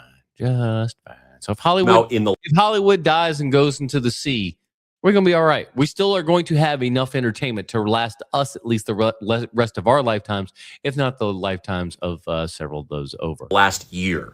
And if something's already been out for a week, it's old news. So they're just trying to keep up with yesterday, let alone are they going to. Oh, no, I believe this is, I bet the number's higher.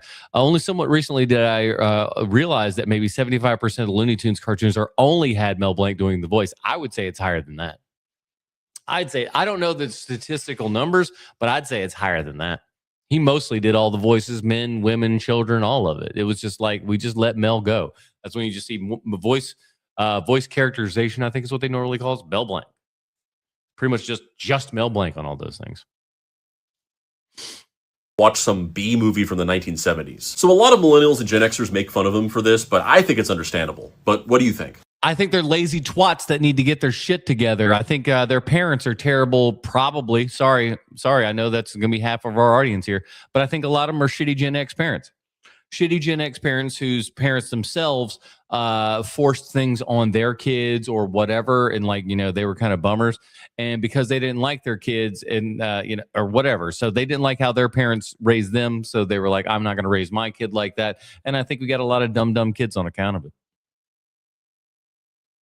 Best action movie ever created? What do we even mean by that? You know what I'm saying? There's so many different avenues that you can go down for best action movie ever made. Now, are we talking about the quality of the movie? Are we talking about the action of the movie? Oh, all right. MVD's got a Hard Boiled. Just bought that on 4K. I would say that definitely could hold a contention in there. Hard Boiled is amazing. But you could look at Hard Boiled and be like, the story's not fantastic. The action's amazing. But the story, it's okay. So it's like, it depends on what factors we're all putting together here when we talk about best action movie. Let's see what this gentleman's got to say. The original Italian Job. Best.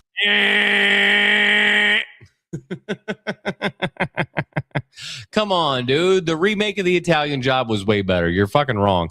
As far as like action and car chases and stuff goes, it's way better than the original. You're off your rocker, man. Best action movie ever created. The Raid. Now, see, that's a good answer. That's a good answer. The Raid is a fantastic answer. Whoo! If you ain't having fun at the Raid, something wrong with you. You're broken. The best action movie ever created. Enter the Dragon. No. But Enter the Dragon isn't even Bruce Lee's best film. All right.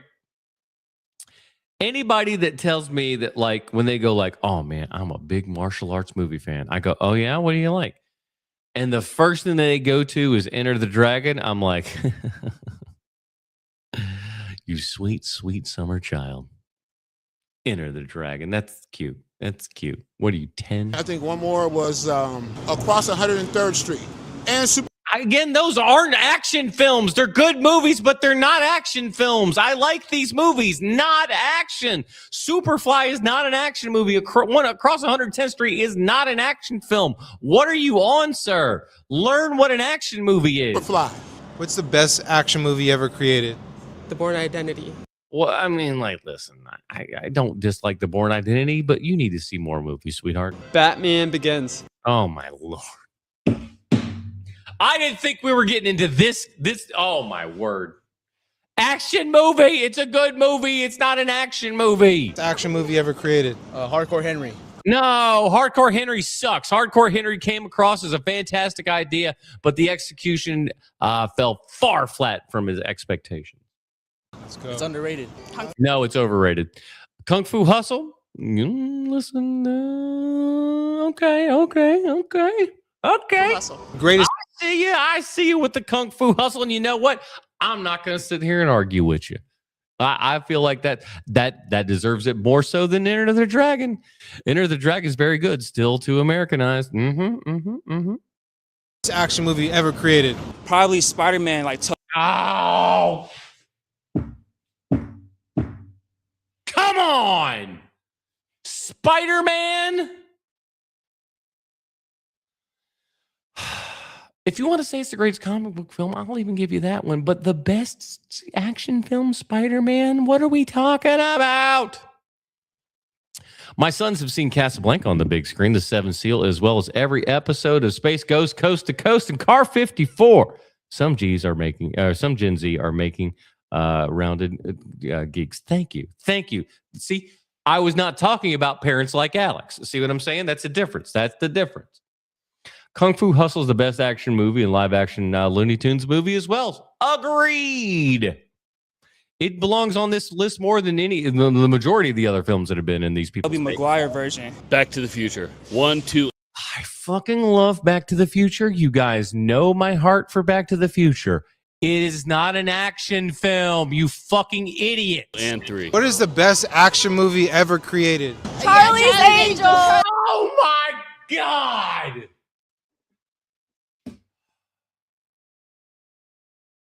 What are we doing? What are we now? Listen, the only way that I will give you half a point is that the action scenes in Charlie's Angels were done by Yin Wu Ping. I'll give you credit where credit is due. But come on. Charlie's Angels. What's the best action movie ever created? The President. Best I don't even know what that is. action movie ever created? Die Hard. What's the All right, listen, I'll give you a Die Hard. You can at least put that into a contention. best action movie ever created? Running Man, the original. No. Skyfall. No. Best action movie ever created? Avengers Endgame. No. What's the best action movie ever created? James Bond, bro. James Bond, that's a character, you dumbass. James Bond? Yeah. Come on, you fucking idiot. Chained. No. These aren't action films, you dumbasses. Greatest action movie ever created? Anything with Spider-Man in it. Ah! Best action movie ever created? Edge of Tomorrow. All right, that's at least a good movie. That's a little more action-oriented. I'll give it to you. It's better than some of these other choices. What is the best action movie ever created? Conan the Barbarian. No! Wrong! Dun, dun, dun, dun. Good God, I want to jump off of a building. These are the worst answers I've ever seen. Do you people not watch more movies? I swear to God. All right, I'm going to go take a break. I'm heated. I'm hot right now. I'm going to walk the dog real quick. We're going to get a fresh breath of air here, and we're going to come back, and we're going to we're going to continue the last little less than half. We're over half the way here. But we're stand by. I'm too heated. I'm too heated for this. I'm going to go take a quick little break here, and we'll be right back. I'm going to get a refresher on the drink. You can do so as well for yourself because, you're worth it, damn it. All right, we'll be right back here. Let's throw this up. All right, I'll be right back.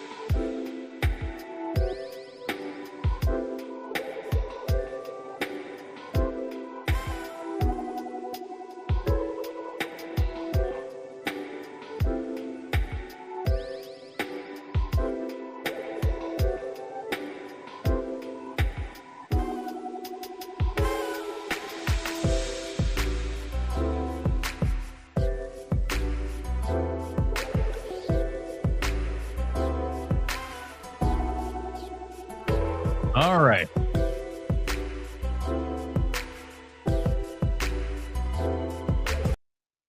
Okay. Thanks for hanging in there, gang. My job is my only income, so I only get that W-2. So I must have missed some. They're talking amongst themselves here in chat. All right, let's go. Let's go back to the thing. Your entire childhood is a lie. I don't know about that. The entire thing? People are figuring out that the Duffers use a 2002 anime called Elfen Lied to influence the events of Stranger Things. It's about a girl named Lucy who has telekinetic. Oh, I know. I think I watched this whole thing. Actually, this is one of the few ones that I actually watched here. I think MVD is going to be having himself a little bit of a heart attack here in just a second. But here we go. Powers who escaped from a government facility, who's on the run from her evil scientist father figure who joins up with a group of boys so they can save the world. Oh, and Vecna's grandfather clock that the Duffers admitted had no significance was also a story component that was pulled from this anime. But this isn't the only time that fans notice Elfen Lied's influence in film. After all, there's a movie called Lucy about a woman with telekinetic abilities who's on the run from her captors. And this is something that filmmakers in Hollywood have been accused of doing for quite some time. Like how the anime Paprika is about I didn't know this. I'd heard of Paprika, but boy, oh boy, when you look at this, you're like... about a man who uses technology to enter people's dreams. Christopher Nolan has never acknowledged how Paprika and Inception share similar plot details and how their visuals literally mirror one another. But when you watch these movies, doesn't that seem a little suspicious? Yeesh. Side by side, it's pretty undeniable that the similarities cannot be pure coincidence. Or like how the movies Black Swan and Perfect Blue are both about female entertainers who lose their grip on reality because of career pressure. Both containing parallel visuals of their reflections looking at one another. And the fact that Black Swan's director literally bought the rights for Perfect Blue so he could use a scene from it for another movie he did called Requiem for a Dream. Well, son of a bitch about that. The one that feels like the most blatant ripoff is how The Lion King feels exactly like another anime called Kimba. Both I've heard the Kimba bit a whole bunch. are films about a young lion who must lead their kingdoms after the death of their father. But they ain't got no Elton John in it, so you can keep on trucking, baby. Whose spirits appear to their sons in the form of a cloud. Also, their names being Kimba and Simba if it already wasn't obvious enough. Motherfuckers ain't even try to change that shit. It's also well documented that Disney was a huge fan of the creator of Kimba's work. And he was also a guy who didn't mind ripping some people off. And to give the Duffers some credit, they did admit to Elfen Lied's influence on Stranger Things, but everything else I said is purely speculative. But what do you think? Do you think this is the classic case of great minds thinking alike, or do you think something else was definitely going on? As always, I'm very curious to hear your thoughts. Oh, for sure. Come on. When you see things like that, when you get the little side-by-sides, get the fuck out of here, bro. I keep telling you, Adam, Perfect Blue is a movie that you should see. I think we're starting to get down there. Perfect Blue and Paprika. One of my favorite spices, if I'm honest with you. It's not true. Garlic powder, probably my favorite. Ranking movies your boyfriend forced you to watch based on how much you'll suffer watching them. I stopped it right there because I'm like, this is an intriguing idea. How much you'll suffer watching them. The Dark Knight, B tier. Yeah, I agree with that. Oh boy. This movie is pretty good, actually. All your suffering will be coming from your man acting like he's Bruce Wayne for the following 2 weeks. If he acts like he's the Joker, run, girl. Scott Pilgrim versus the World, S tier. How about Scott Pilgrim versus a single redeeming quality? Expect comments like, babe, you're my Ramona Flowers. Also be ready to relive the movie because he's Okay, so I see what the angle he's going from. It's different than I expected. probably created some evil exes himself if he's showing this to you. Pulp Fiction, A tier. Babe, look, this part is important. Babe, do you understand the symbolism here? Babe, can you pass my chicken nuggies? Dude, relax. A film bro will see this movie once and think they're Socrates. Please break down the GIMP scene for me. You don't want me to do that, but I can. I could. And like I don't know. He's a young guy. He's young. Come on now. Good luck surviving this viewing. Star Wars, A tier. Say goodbye to the next 14 hours of your life. It's true. Babe, No, you can't just watch them randomly. This isn't chronological. This is release order. Chronological ruins everything. I swear. This one's slower, but it's setting things up. Just get through the first 40 minutes, please, babe. Please. Fight Club, B tier. First rule of Fight Club. First of all, like I don't know, like What girl ain't seen most of these movies? Let's be honest. Like these are like, these are just regular ass movies. I don't know that these are. Is that you will never stop talking about Fight Club. Your boyfriend will also be convinced he is Tyler Durden. Yes, bro. You are clinically insane. I think the people you hang out with are fucking losers. It sounds like, my guy. What movies did your boyfriend make you watch? The last movie that I made a lady that I was going out with watch was Double Indemnity. Mostly because it came out in Criterion Collection and it was like, cheap and stuff like that. So I bought it and I was like, hey, I watched this movie. You want to watch it with me? She did break up with me shortly thereafter. Does it actually matter that Marvel's new TV show Wonder Man is the best thing they've released in years? Nope. No, it doesn't. And I stopped this video right here because that's where I stopped it when I was watching it. Because old Stubbs here comes. Stubbs? I forget. She makes an excellent point here. But that is a big question. And as somebody who covered superhero movies and television shows for a decade, I think it puts me in a pretty prime position here to kind of talk about this sort of stuff. I'm not interested. And if there's anybody that should be, it should be me. Should be the guy who's covered superhero movies and TV shows for a decade. But I couldn't give a shit. I don't know why. I wish I cared. But even though I've got the access to Disney Plus there and everything, I don't really care. And I think that the problem is that Disney, between Star Wars and Marvel, have kind of been screwing the pooch. They've been screwing the pooch lately. And, I'm sorry, but if you're going to give me crap like The Acolyte, don't be surprised when I don't show up for your other shit. You know what I'm saying? You haven't exactly ingratiated yourselves to us lately. Marvel Studios themselves certainly don't seem to think so based on their incredibly minimal Didn't they dump it all at the same time too? That's also a bad sign. Release strategy for this project, despite it having the best critical reception in over a dozen of their recent projects. What do they say it is? You can build a million bridges, but if you fuck one dog, you're a dog fucker, not a bridge builder. All 8 episodes of Wonder Man were quietly dropped on Disney Plus on Tuesday, and despite the distinct lack of fanfare, it's really worth your time. My dad called me up and he said, have you been watching Wonder Man? I said, no, I hadn't seen it yet. And he goes, he watched like 3 or 4 episodes. He wasn't a big fan of it. He was just like, this is kind of weird. I couldn't tell you what his thoughts are on it outside of like, it was kind of weird. And he was just like, if you watch it, let me know what you think about it. And I still haven't gotten around to it, even though he gave me an opinion. He goes, hey, let me know what you think. I still have been like, I'll just watch the burnt peanut. Despite being pretty personally tired of the MCU shenanigans for some time now, I have been keeping this series on my radar. And not just because I'm familiar with and kind of enjoy Wonder Man as a character. He happens to be an old flame of one Miss Wanda Maximoff, by the way.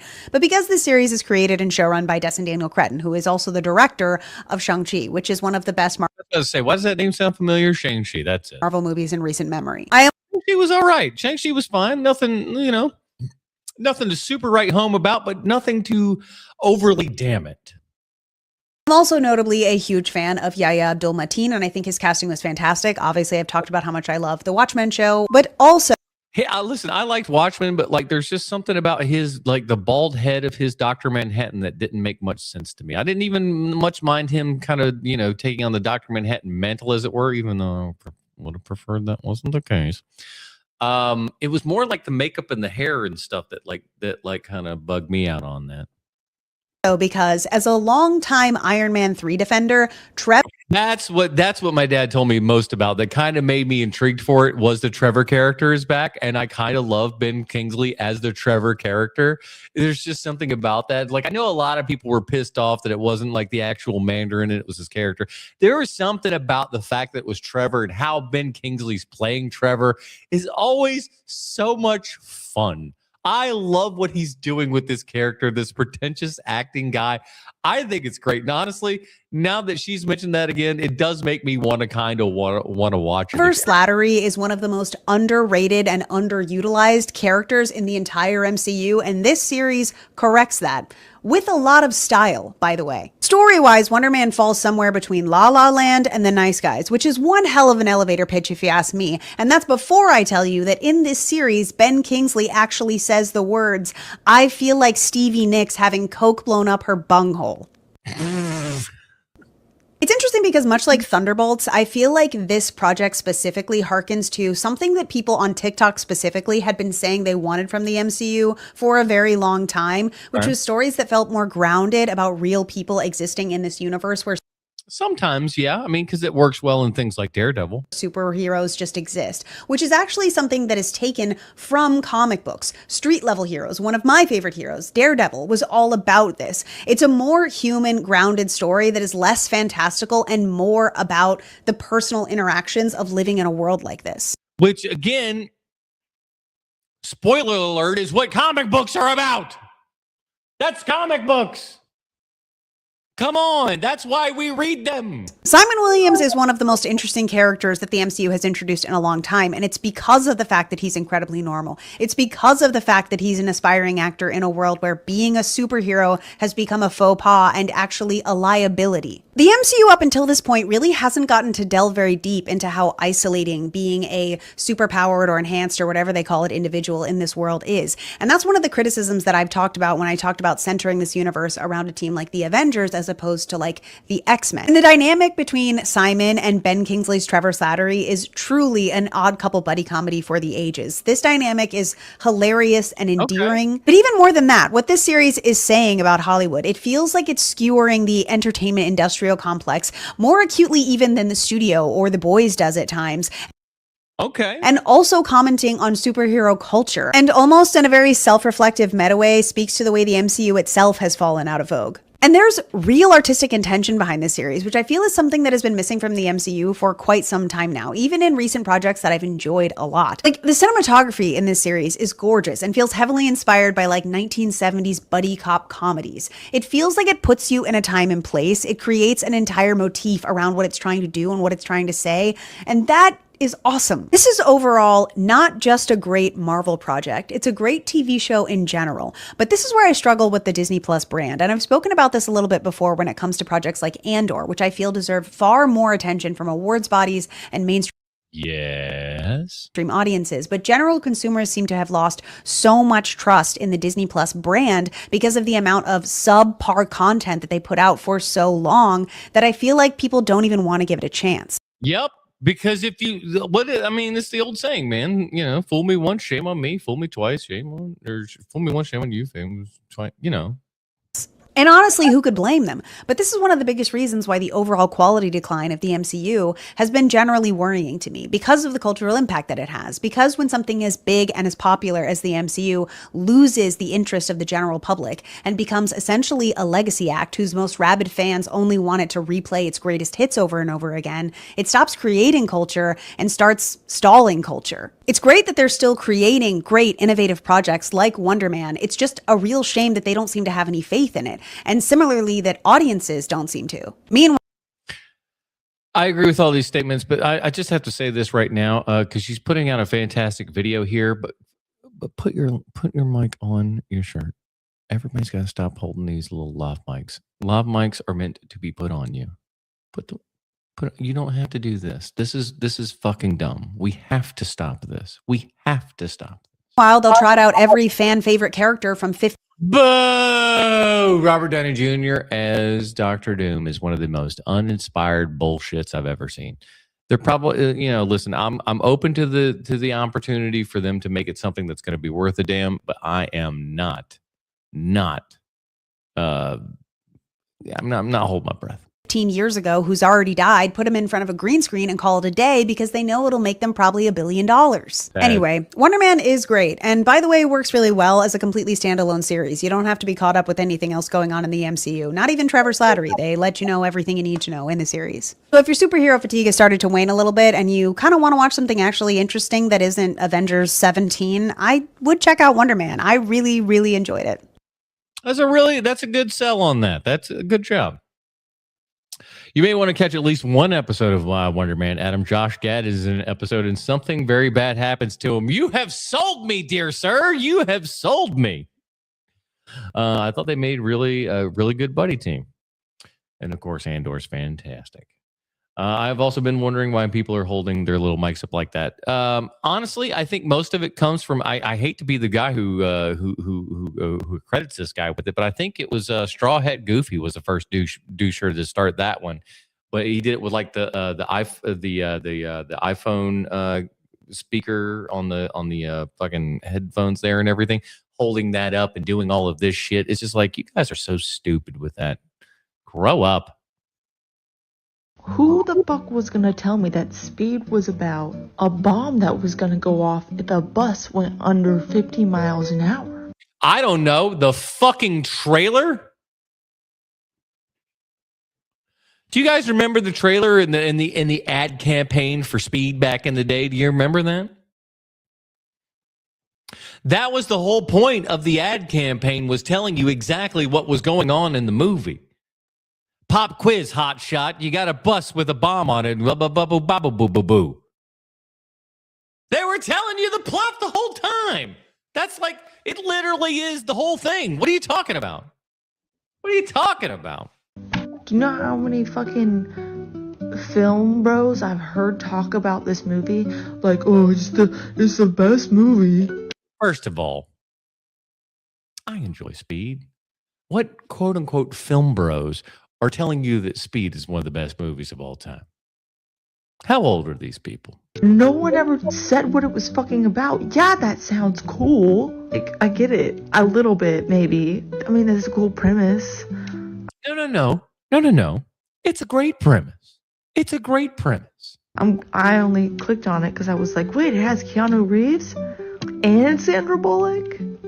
But then I was like, okay, what? Let's see if it's worth it. That's what it's about? Did you watch it? Whenever somebody says editing should feel invisible, what do they mean? The thing that they mean by that is that you should not be noticing editing. If you're watching something and it's done good and it's like the editing isn't kind of the point of it, you're having, like, let's say it's a conversation between two people, right? There's conversation between two people. Let's say we have 3 cameras. How you edit that scene is how you want, everything, to be laid out to the viewer.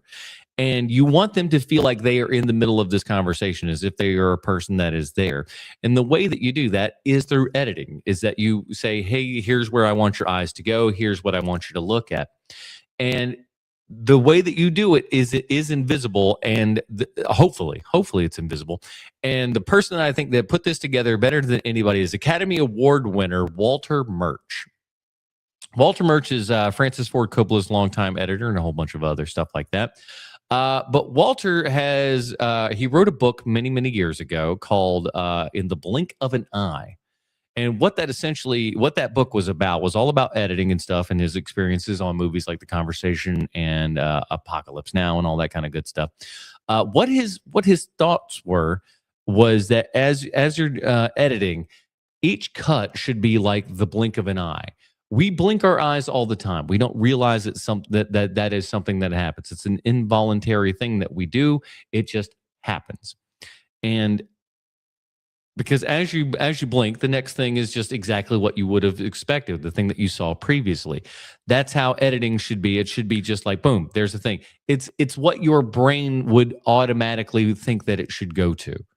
That it should feel effortless. It's like the next shot that you see should be the thing that in your brain says that's what the next shot should be. So if it's a shot looking at this person, when the other time for the dialogue, you go across to the other side, back and forth. And like, you can do that with timing and everything. Well, it comes from you watching it as an audience member, and you're so engulfed, you're so engrossed with the story, with the characters, with the environment, with what's ever happening, that you forget that there are actual cuts. The last thing you want to do is have your audience be taken out of the...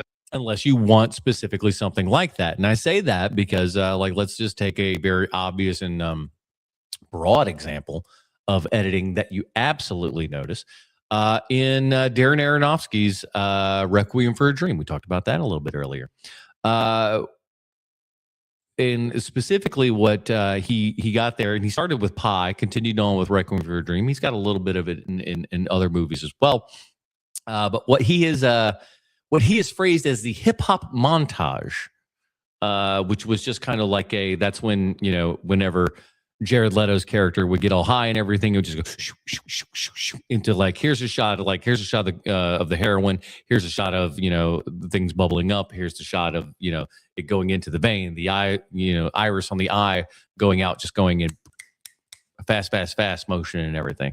So it was something that was like, while technically it does kind of come in that Blink sort of fashion and everything, it does call itself out to you and says, hi, look at me, I'm editing. But again, that's part of the storytelling. Film. So is that what popularized slow-mo shots? Oh, I stopped right here because does this guy think that slow-mo shots started in The Matrix? Oh, boy. I just watched The Matrix for the first time ever. Yes. Wow.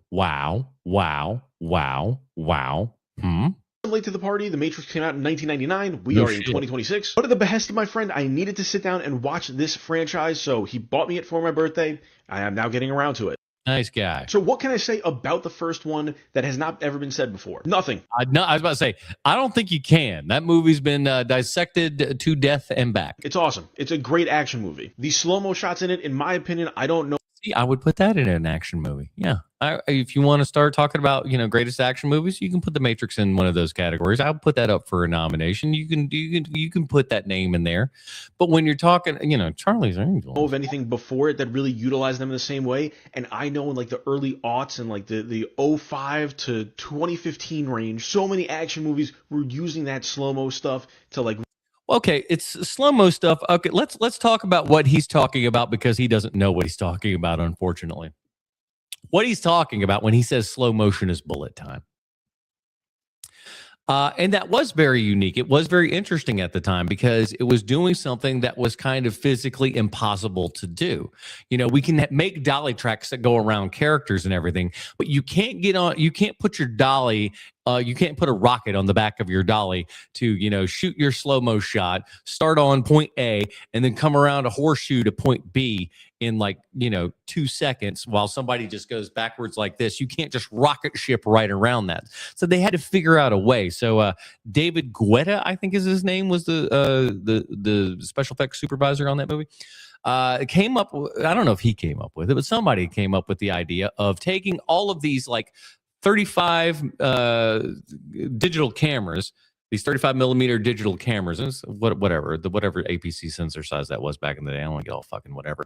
But set up all of these cameras on different levels of kind of tripods and stuff with blue screen and everything around in this circular fashion. And each one of those would be on a trip timer here. So it would go boop, boop, boop, boop, boop, boop, boop, boop, boop, boop, boop, boop, boop, boop, boop, boop, all the way around. So then you can take all of those individual frames from all of those cameras, stitch them together at 24 frames per second. And then you have this slow-mo panning shot that goes around that's impossible to get, an absolute impossible to get shot. And yeah, they figured out how to do it and they ran it into the fucking ground. I mean, so much so that it was in a Shrek movie, for crying out loud. Really, I don't know, stylize everything. And again, I don't know, maybe it was popularized by. That was funny because I would venture to say that when this guy watched Shrek, and come on, this motherfucker has seen Shrek, he didn't understand when Fiona jumps up in the air and they have that Matrix move.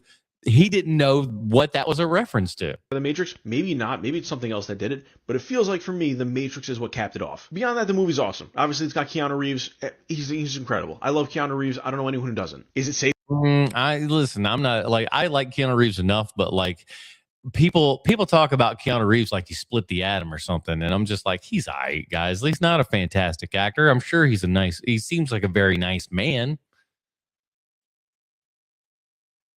I'm not gonna call him a great actor, no. To say he's one of the best action stars ever after John Wick and the. I will say that he could probably get within that category. You can talk about him in some of those things just because the man has put together so much perfection when it comes to action. And that is something, if you look at those Matrix behind the scenes and stuff, Keanu Reeves is very hard on himself. Keanu Reeves really wants to do a bang up job with these action roles and stuff like that. He's very hard on himself, and I think it shows. It shows in the final product. Matrix. Well, I haven't seen the next 3 Matrixes, but you can skip them. If you skip them, you'll be the happiest boy in the world. Fucking skip those films, dude. Watch this one movie and then go down with the idea that, man, what a banger. Because if Matrix had stayed the Matrix and not gone anywhere else past that, would we still be talking about that with the most glowing of terms today? We'd be begging for sequels, and if they said no, we aren't doing it, this is one and done, we're finished, this is the story that we wanted to tell. But no. That money truck was a little bit too attractive, so they had to pump it out. I'll say yes. What I can also say, though, is the movie was a lot slower than I was expecting. I really was expecting a ratcheted up action movie with some sci-fi. It's a sci-fi movie. It's not an action movie. I hate to tell you, kids. It's got a lot of action in it, but The Matrix, it's a sci-fi movie. That's not an action movie. Elements. And what I got was a lot of sci-fi elements and storytelling that then capped off with some of the best action sequences, I think. There you go. You figured it out. It's a sci-fi movie. It's got action instead of an action movie. It's got sci-fi. There's difference. Ever. I mean, that last 40 minutes is just absolutely iconic. That being said, I was also very surprised to see how little of the middle of the movie was. Yes, we have the opening scene that's incredible. We have the red pill and blue pill, which is also absolutely iconic. But after that, in the kung fu scene with Lawrence Fishburne and Keanu Reeves, there isn't much in that middle piece that is iconic. It's a lot of the story and the meat of it. This isn't bad at all. It's just not what I was expecting going into it. I will say for me personally, in that he's like, oh my God, they gave me a story. And I was like, fuck that. Middle bit, it does end up dragging just a bit. I mean, the movie is 2 hours and 20 minutes, and I will say for something that I was going into expecting whole on action, there was a lot of not action happening. Again, I always try to tell people, you can't judge a movie by the expectations that you have of it, specifically if those expectations were not expectations that were anywhere remotely in the vicinity for the movie. Like, it wasn't selling it to you as that. Why did you take it as that? But I don't think any of it actually ever detracted away from the story whatsoever. Of course, in this, we have also one of the coolest sci-fi / futuristic concepts I've seen. It's also weirdly relevant to... It's also one that was taken from a lot of animes. Hey, listen, man, in America, if you can't quite make your shit together, just go steal some things from anime. They ain't seen that before. Today, which I thought was kind of interesting. And like I mentioned before, that last 40 minutes is incredible. The action sequences, the bullet time, the Matrix, as we called it when I was a kid. I never even saw it. I knew what the Matrix was. I knew the bending backwards and dodging the bullets. We all knew what that was. And also, I know you're lying if you say you never tried doing it yourself. Because I know I tried bending backwards and dodging bullets. Oh, yeah. We had that in elementary school. It was called limbo.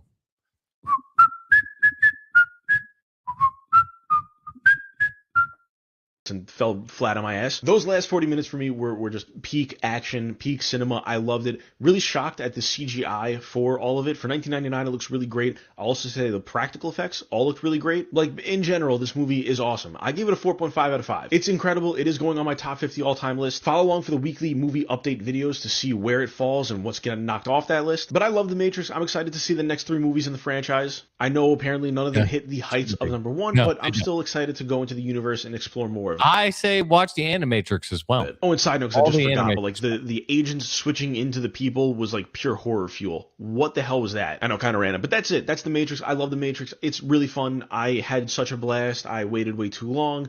My friend was right. Whatever. I don't care. I'm not too proud to admit that. If you've seen The Matrix, which I'm sure most of you have, let me know what you think. What is your favorite movie in the Matrix franchise? Let me know what I have to look forward to. I appreciate you all follow along for more. Yeah. Just, you know, you don't got to watch them other ones, man. You ain't got to watch them others. Bitty. Quentin Tarantino's Black Sun is so bad that it's preventing me from watching any of his movies. This is Zay, I believe is his name. Zay makes some very interesting content on YouTube. Most of it not movie related. Most of it is actually accent related and stuff like that. He does a very good job of breaking down a lot of like different vocalizations and guessing where people are from. Zay, I would like you to figure out where I'm from, because I don't think that I have that. So, like, you could probably localize a couple of things, but I don't think for the most part that he would actually get where I'm from, because it was funny growing up in a small town and everything. So that's a little hint. But we had a person here that just said, I got in trouble in school a bit, as you might imagine. And one of the assistant principals looked at me one day and just, she asked me some questions. I answered the questions, and she goes, you ain't from around here, are you, boy? I'm like, And at that age, I said, I grew up here for the most part, but I made a very distinct decision not to sound like you people, which is a real asshole thing for a kid to say. But I did say it, and I was telling the truth. That was not a lie. I specifically, there were a lot of accents growing up that I was just like, I don't want to sound like these people. So I made very kind of conscious decisions not to sound like that. Not that this is a fake voice or anything, but I just made sure that I was not going to be a person who said many of the things that were said around me. So I wasn't thought to be a fool. So Zay, if you can figure out where I'm from, based upon all of this word and stuff, I'd love to hear it. But let's see what he's got to say about Quentin Tarantino's black scent in the movies. I don't disagree. And this is the first time that I haven't had a pimp Quentin Tarantino video in here as well to kind of, I wish I would have had one this week. I can't take anything he does seriously when I know that this video of him exists. Now, I'm not that computer savvy, so if he had sent me something that I'll get to the rest of the video later, but for now, listen, man, here's the problem too. You get Quentin Tarantino around a lot of black folk and you get a couple of pops in them, it's going to really come out. I'll pay attention to how he says the word computer. Computer savvy? Computer savvy now? Come on, girl. Put on some grits for me, will you? Drops the final R sound, saying computer as computer. This is a trait of non-rhotic accents, most commonly found in white speakers in the South and in black speakers nationwide. And while Tarantino is kind of from They do say computer around here. the boundary of where non-rhoticity starts to appear in Knoxville, Tennessee, his speech is traditionally non-rhotic. Listen to how he says "for" in this clip. The idea was that we would spend like 3 to 4 months in Tel Aviv and 3 to 4 months in Los Angeles. And then so we already know he's on some bullshit, but let's continue. And well, listen, who amongst us doesn't do a little code switching every now and then? It shows people that you want to be liked and appreciated and welcomed by them. If anything, it's something that's at least meant to try to ingratiate oneself to others. Before I go on, I want you to keep in mind that this is from an interview he did for BET for his slavery movie. So if he had sent me something that I plug into my computer, That was kind of subtle, so I'll play it for you again. Listen to how he says the word plug in this clip. That I plug into my computer. He raises that vowel sound, bringing it from plug to plug. And this is most common in Black California English. As a result of the interaction, he's lived the majority of his life in California and hung around a lot of black people as is his own admission and stuff. So it goes to figure. Action between the Black American vowel shift, the low back merger shift, and the Southern vowel shift. It exists in other black speakers in America, but it's still most common in California. Listen to how Bay Area rapper Mike Sherm says much as much on Feel Me. Blowing all these beds cause I got so much. There used to be an outro to this video where I talk about Tarantino's controversies and why I don't like him very much. But I think they'll gain the video suppressed because I said some words I shouldn't have. So just Google them. He's like not a great guy. Oh, he says a couple N-words. Who amongst us? I haven't seen the movies. Listen, I understand the black scent problem with it, and listen, it is things are it to pull an old John Fox. It is what it is. The film is an accurate depiction of what revolution costs. If film bros actually cared about cinema, it shows us what it will take for the working class to rise up and topple the bourgeoisie. And there's a robot with a gigantic ass. Some of y'all do be taking film just a little bit too seriously with stuff. You know what I'm saying? Just lighten up. Lighten up. Is it just me, or are all movies now at least 2.5 hours long? It's stupid. It's absolutely stupid. I think we need to get back to 90-minute movies. And let me tell you something. There is something that is so lovely about being in and out and not bullshitting around and picking our nose and going through plots and other machinations that we just don't need to. There are so, like, you hear me on the podcast so many times. It's just like there are so many movies where you're just like, cut 20 minutes out of this. I hate to be like Harvey Scissorhands from back in the day, but sometimes you're right, and you just gotta chop out the chuffa. What happened to a 90-minute movie where everything was concisely expressed in that amount of time? We've gotten too far up our own asses. And another problem with this is that then that also these 2.5-hour movies cut down on the number of screenings that can happen in a theater in a particular day. You're going against your own money, you ding-dongs. And you didn't feel like you were wasting the whole day watching a movie. No shit. Especially, like, listen, man, If you got to travel to and from the movie theater, you got to like. There's too much. Like, and then you got 2.5 hours. Your fucking day is shot. I find it pretty wild that nowadays a 2.5 hour movie or more is pretty normal. Don't get me wrong, a studio wants to make sure that the audience member gets their money's worth, especially when they're paying $30 a movie now. I just think it's kind of wild that I haven't seen a 90-minute movie in a very long time. They're out there. They still exist. I feel like only Karl Marx should ever say the word bourgeoisie. Here's another good one for you. Another great B word that's talking about people. Boule. Look up that word. It really is an appreciation for the look that Michael Bay creates. And I think that's why so many people, when the movie comes on, we mentioned this before, you know exactly who, you know it's Michael Bay. And listen, that's why I like it. I know Michael Bay gets a lot of hate, and I think some of it is certainly warranted. But there is something auteur about Michael Bay, about the stuff that he does. So, you know, you could not like it. That's perfectly fine. But there is something out there that when you watch it, you're just like, that is distinctively Michael Bay. Because of the colors, because of the shots, everything, the way he just shoots it it's I don't know, it's incredible to see these movies today compared to how crappy some. I'm going to have to just pause this all in between here because these fucking assholes decide to put fucking Aerosmith music in the background like a bunch of assholes.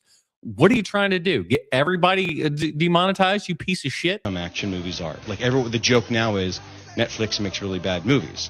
Netflix does make really bad movies. Again, see, you got to pause this shit. And it's not that they make bad movies. There's some great writing and some great shows. It's the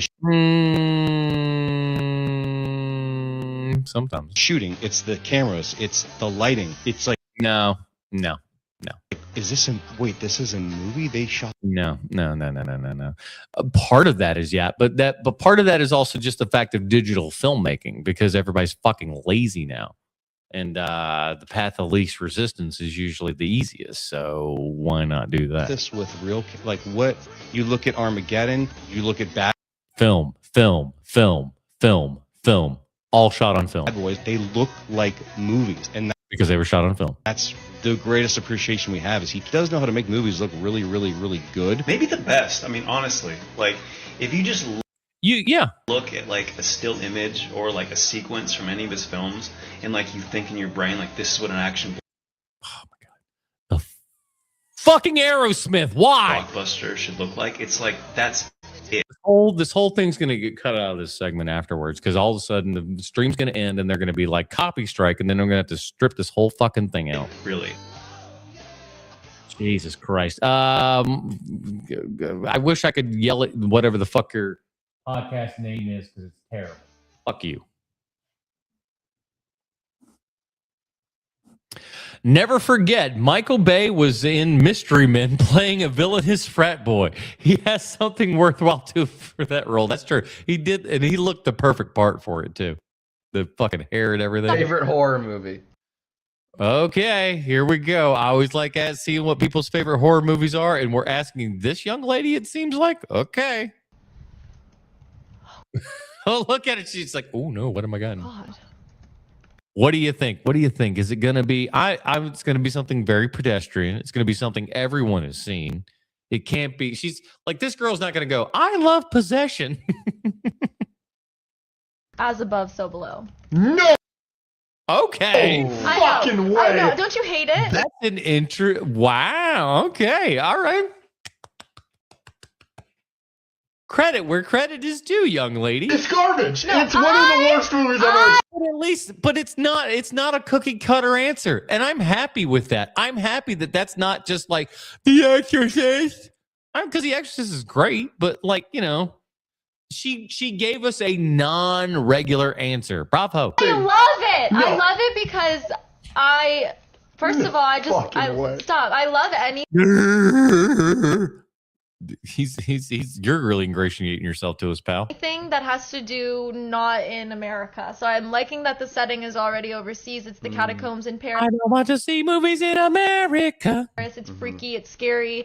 It's like a reverse kind of almost psychological horror movie, which I like about that. It's one of the first horror movies that actually scared me. So I think that's why I associate. Did you see it when you were 7? Yeah, I mean, I saw it pretty young, but I've rewatched it since, and it still freaking freaks me out. I don't know. I never watched that one, but it's like that's not a normal, regular, every person answer, and that's why I gotta praise you, man. Smart TVs are the dumbest thing ever made. That is correct. This isn't about movies, but it's more about TVs, which you watch movies on and stuff these days. Let's talk about it. I bought this Samsung Smart TV last year. It's awful. What Yes. is even that? It is constantly showing ads or things I don't want to watch. Why did you buy a smart TV? Didn't you know that this is what happens? And the UI is horrible. Oof, agreed. Say I want to play on my PS5. You would think I just hit a button and it switches.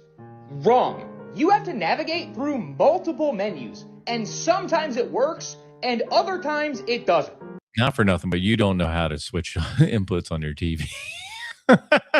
There's a button specifically on your remote that you could just push, and it goes HDMI 1, HDMI 2, HDMI 3. This is a failure on your hands on this one, bud. At this point, I'm going to buy an Apple TV out of spite. You should. The Apple TV is fantastic. I love the Apple TV. Is what I recommend to everybody, even if you're not an Apple head. Your picture's going to look fantastic. You're not going to get bullshit ads. You can rearrange things. It's got the best picture and audio quality of just about anybody else out there. I know NVIDIA Shield people be like, blah, blah, blah, blah, blah. Shut up. But an Apple TV is what you should be streaming on. It looks fantastic. Don't be a silly goose. Don't be a silly goose. Don't use all the streaming things. I got smart TVs. You know how often I use the apps? Never, because I bought an Apple TV because I'm an adult. I'm a responsible adult with $200 to spend on an Apple TV, so I know what I'm doing is actually going to look good and be usable. Movie trivia. Which horror movie was the first ever to be nominated for Best Picture?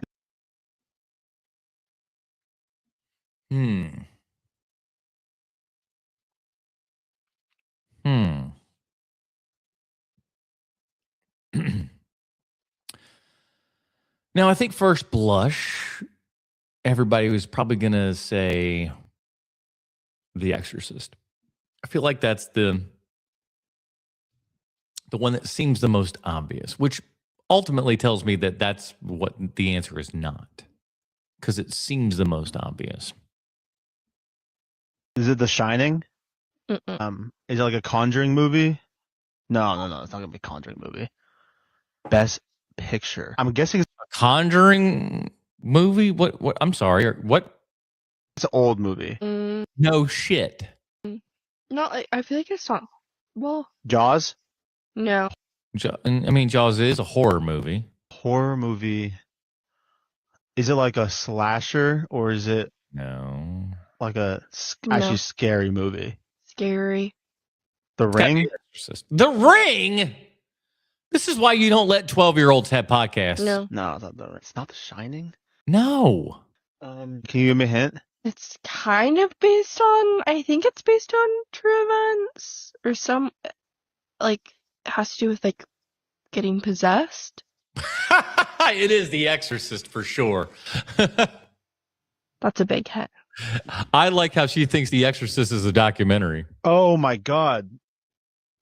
I this is the first movie I thought of, and I couldn't remember the name. The Exorcist. Yeah.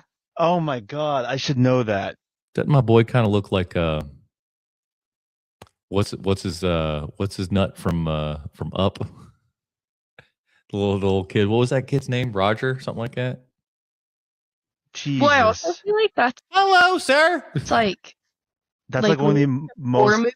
That's one of the That's one of the most iconic. I was like, well, after I said this. Have you seen it?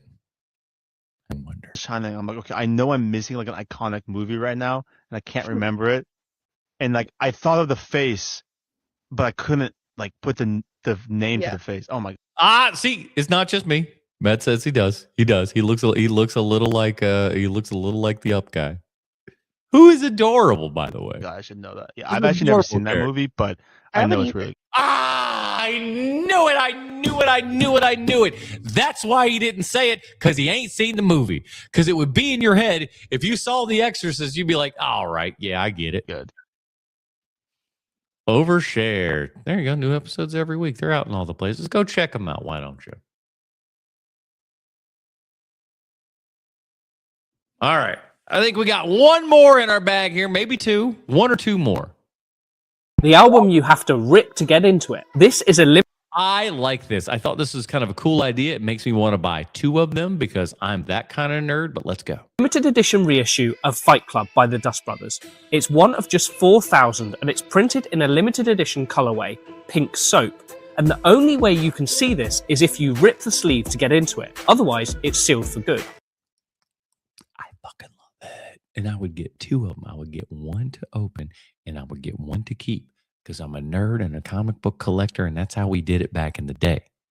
The record comes in a yellow cardboard package with an IKEA-themed jacket. This was a nod to Edward Norton's character's obsession with keeping the appearance of being a normal, successful adult. To open the sleeve, a strip of paper with a penguin, his character's power animal, needs to be removed, and the sacrifice arrow torn apart, thus separating it into two pieces and destroying it for good. We'll put some photos in here of how it looks when it actually has been ripped, and some of the contents. Now, the outer sleeve can actually be opened in another way.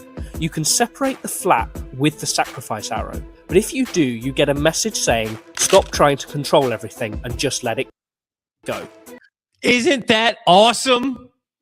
That's awesome, because that was my first thought. I was just like, well, I'm not going to do that. I would do this sort of thing here. And they printed on the inside for you to not do that. Let it go. And just in a movie that's about like consumerism and stuff like that, and saying that, hey, you don't need these things. This is not what makes you a person. So great. So great. I would absolutely buy that. We got one more here. One more. I'll tell you what, everybody. We got one more short one here for you. Sorry. Of how it looks when it actually has been ripped, and some of the contents. Now, the outer sleeve can actually be opened in another way. You can I'm sorry, I accidentally rewound it a little bit because I wanted to make the joke. So, I'll make it. All right, we got time for one I love the short Twilight shirt. Oh, yeah, thanks, man. What made you want to wear that? I don't know. I don't know. Fuck you, Peter Dinklage. Fuck you. Hey, that's a nice Twilight shirt. What'd you make? I don't know. Peter Dinklage is such a fucking asshole. What an amazing actor, but what a piece of shit this guy is. I fucking hate this guy. I think he's a real doucher. And this interaction is like, what made you wear? I don't know. I'm fucking stupid. I close my eyes and I put on stuff in the dark. Whatever. See, fuck you, Peter Dinklage. I hate that guy. What a real piece of shit. I hate that so much. That is it, everybody. We got another TikTok Trash Tuesday in the book. And frankly, I'm glad that you came out and that you hit that like and subscribe button and all those good things.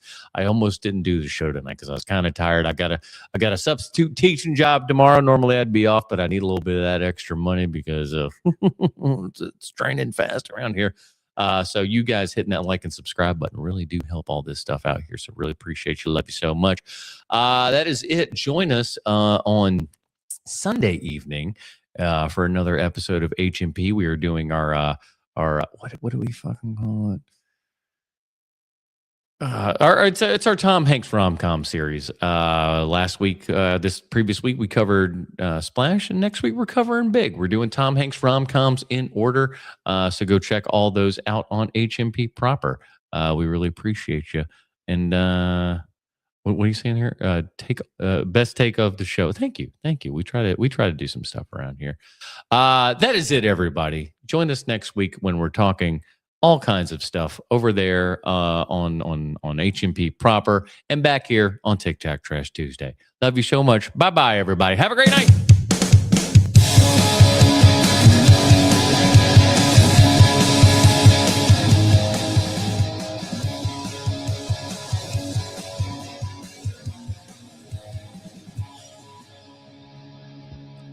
Matt, yeah, Alex is right. We're actually recording on a Saturday as opposed to Sunday. I was wrong. So join us Saturday for Hanksathon.